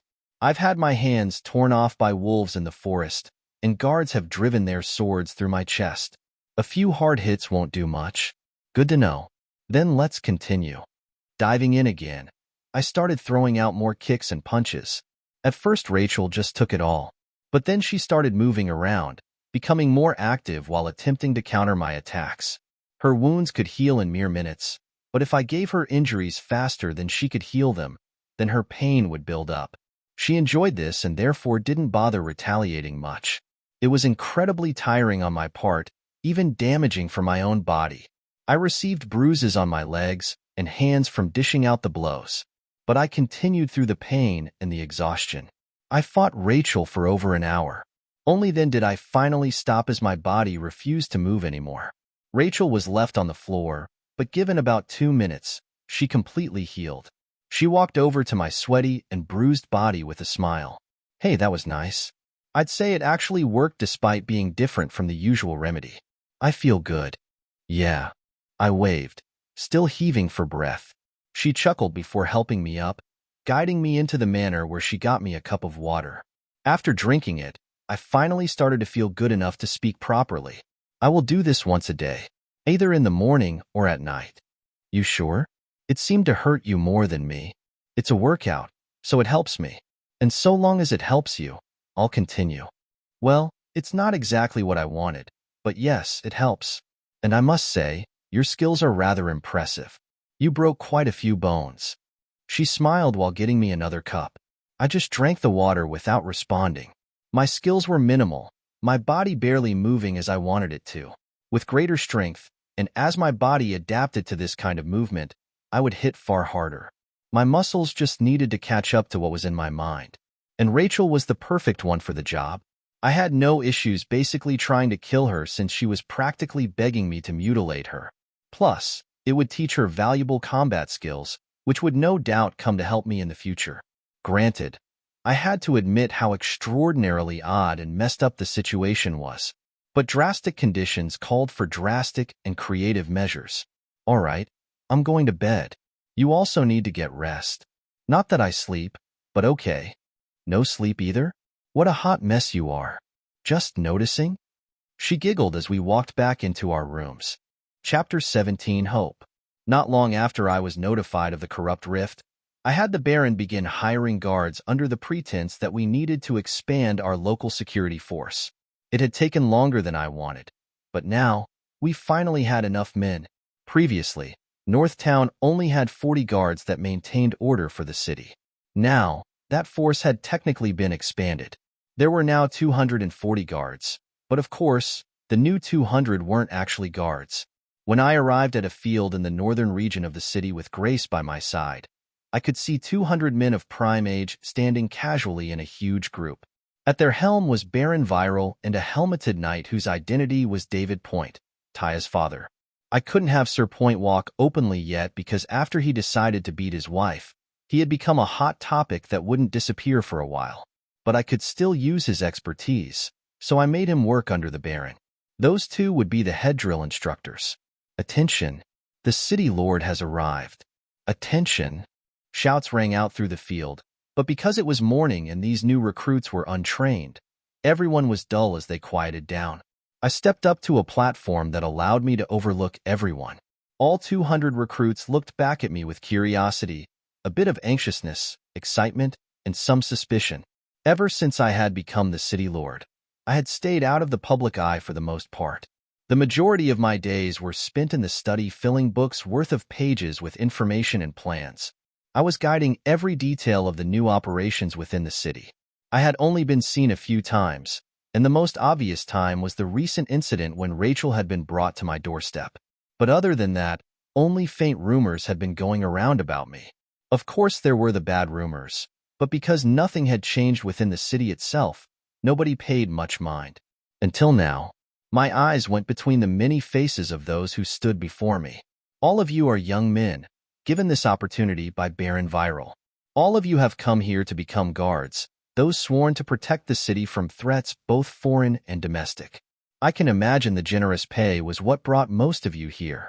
And truly, through this line of work your status in life will be elevated, your family's rising along with you.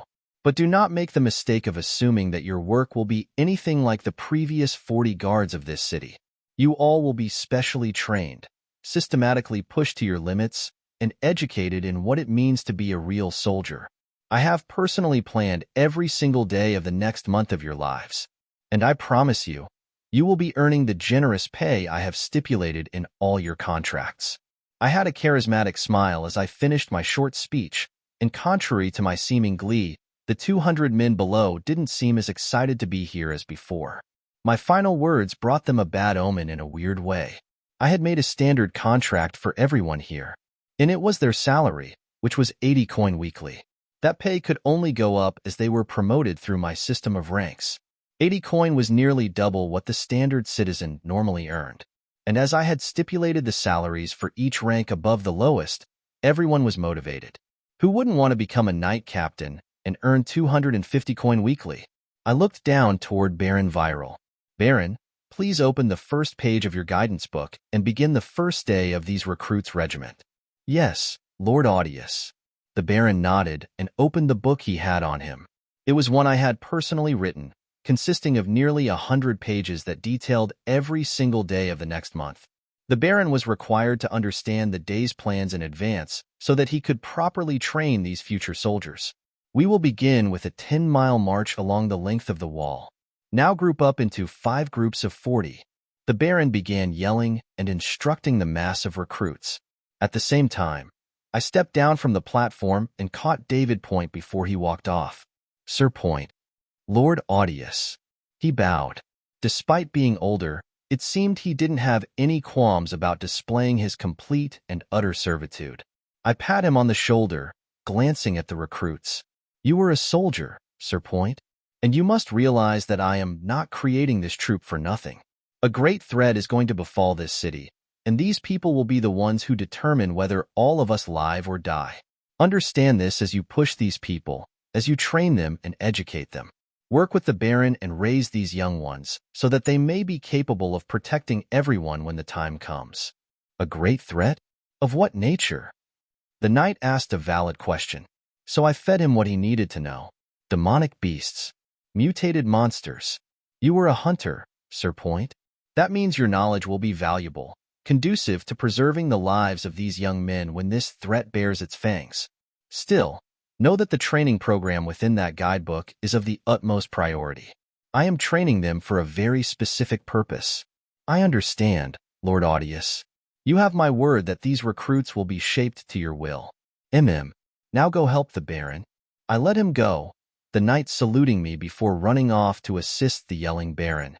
After that, Grace moved to my side. Are you sure that these people will be ready when the time comes? The months of darkness are only 6 weeks away. You might have a window even then, but that'll give you at most 2 months before demonic beasts arrive outside the city. Can you really prepare an armed force in that time? It seems impossible. Normally it would be impossible. But with my weapons, the difficulty of this endeavor will be dramatically reduced. Trust me, my confidence is not unfounded. In hopefully only a couple more weeks, I'll finally be able to show you all the wonderful tools I have been boasting about. I hope they're as great as you say they are. She sighed while turning her gaze back to the recruits who were beginning their march. It was hard to believe that all those kids could be turned into a military force strong enough to combat invasions of demonic beasts. Prepare to move. Get those animals chained to the wagons. Gentle Snow watched as her sisters of the sorcerer's militia packed all their items. There wasn't any one place they could call home. They were little better than nomads, wandering the harsh mountain range while occasionally taking what they needed from the towns and cities nearby. This was an event that happened very rarely, however. For the first time, they were migrating out of this mountain range. Staying near a corrupted rift was far too dangerous. They would be easily overrun by demonic beasts when the time came. There would be no place for them, so they needed to find another place where they could wander and sustain themselves. It made Gentle Snow feel conflicted. There was a reason she sent Rachel to Audius instead of recruiting her to the militia. As she thought more and more, she seemed to convince herself that Audius and his leadership was the best thing for the sorcerers. For some time, She thought that it was at least good that Northtown was close by. But now that they were leaving, she felt insecure. She didn't want to leave, but she was also one of the veterans of the militia. She protected her sisters, and that duty took precedence over her own desire to be comfortable with Audius. Though, she also wished it were possible to convince Helva, the matriarch, to give Audius a chance. But because Northtown was on track to be besieged by demon beasts, and because Helva trusted nobody except herself, such a thing would be impossible to rationalize. She watched as her sisters packed everything in the hideout. They had been making preparations for days, and now, it was finally time to set off. When the sun was high in the sky, Helva finally gave the order. The animals chained to the wagons began moving under the command of one sorcerer. The rest were either huddled within the wagons or walking. From the entrance, Gentle Snow gazed into the distance. Near the horizon in a place she couldn't see was Northtown. Only twice was she able to return ever since she broke contact, and each time, she checked in on the situation. And from everything she saw and heard, Audius was proving himself to be far greater than she initially expected. She saw the 200 soldiers he had recruited, and had read the manual he had written for the Baron. Within his desk she had found blueprints as well, designs for what she could only assume were the weapons he intended to make. But she couldn't make sense of them since they had been coded in a different language. Then there were his designs for the iron smelter and cement kilns, heist business deals with the rock and stone foundation, and the progress with the wall. It seemed Rachel was being taken care of as well. In her eyes, he was doing everything right. More than that, he was getting so much done that she couldn't believe so much progress was possible in such a short amount of time. Audius had so many secrets that Gentle Snow wished to know. After all, those rumors she had spoken of didn't come from nowhere. He was supposed to be incompetent, a nobody within his family as opposed to his siblings who were vying for their father's throne. And then there was his esoteric knowledge. Gentle Snow, although holding great love for her sisters, felt great resentment at the inability to work with Audius. She could only imagine how much more she could be doing. But instead, she was being forced to live like a rat, scurrying away when a threat bared its fangs. You want to leave that badly? Despite the years of hell we've been through together, you would still think of choosing some noble over your sisters. She heard a sneering voice, which she responded to with a bite. No, Helve. I would choose him for our sisters. Yet I stay, in spite of you. Gentle Snow glanced at the leader of the militia, who bore a frown on her sharp face. You've lost all hope of something better. All you do is hide and survive. Years have and will continue to go by, and you will change nothing. I suppose that's the difference between us. Please, I see reality, unlike your naive self. It's why all of us are alive today, including you. You call it naivety, and I call it hope. I want something better for us and am willing to fight for it. But you... Gentle Snow couldn't help but scrunch her face in disgust. As she thought about it more, she was able to see the repulsive nature of Helva's philosophy. All you're going to do is lead us to our deaths. One thing goes wrong and everything will come crumbling down, because you do nothing to give us a strong foundation. What should be a strong militia of powerful sorcerers is nothing but a fragile shell that you've surrounded yourself with. And that's the only reason I'm here. To make sure that when everything breaks, my sisters at least have someone they can turn to. A blanket to protect them. Excuse you? Are you saying that I can't fight? Helva suddenly flared in anger, baring her fangs and exposing the poisonous powers that she dominated the militia with. It was a power that had saved the sisters no few amount of times from the order and city guards who tried to kill them. But Gentle Snow stood unfazed, her naturally cold gaze seeing through Helva's rage. Watch yourself, Helva. Don't give me a reason to challenge your authority, because we both know that you can't win against me. And you can't kill me. I don't have to kill you to win. I just have to take everything from you. So unless you want to lose your militia, I suggest you back off while I still feel like following along. Helva was silent, yet faintly quivering in rage. Gentle Snow didn't need to glean the blade of her knife to threaten her. So she backed down first, storming off with hate spewing from her face. When she disappeared from view, Gentle Snow turned back to facing the distance, imagining Northtown in her mind and all the silent machinations that Audius was enacting. Now more than ever did she wish she could take her sisters there. But she was walking on thin ice within the militia, making her indecisive. She held hope for the future, yet couldn't seem to find the way there. She hated that about herself.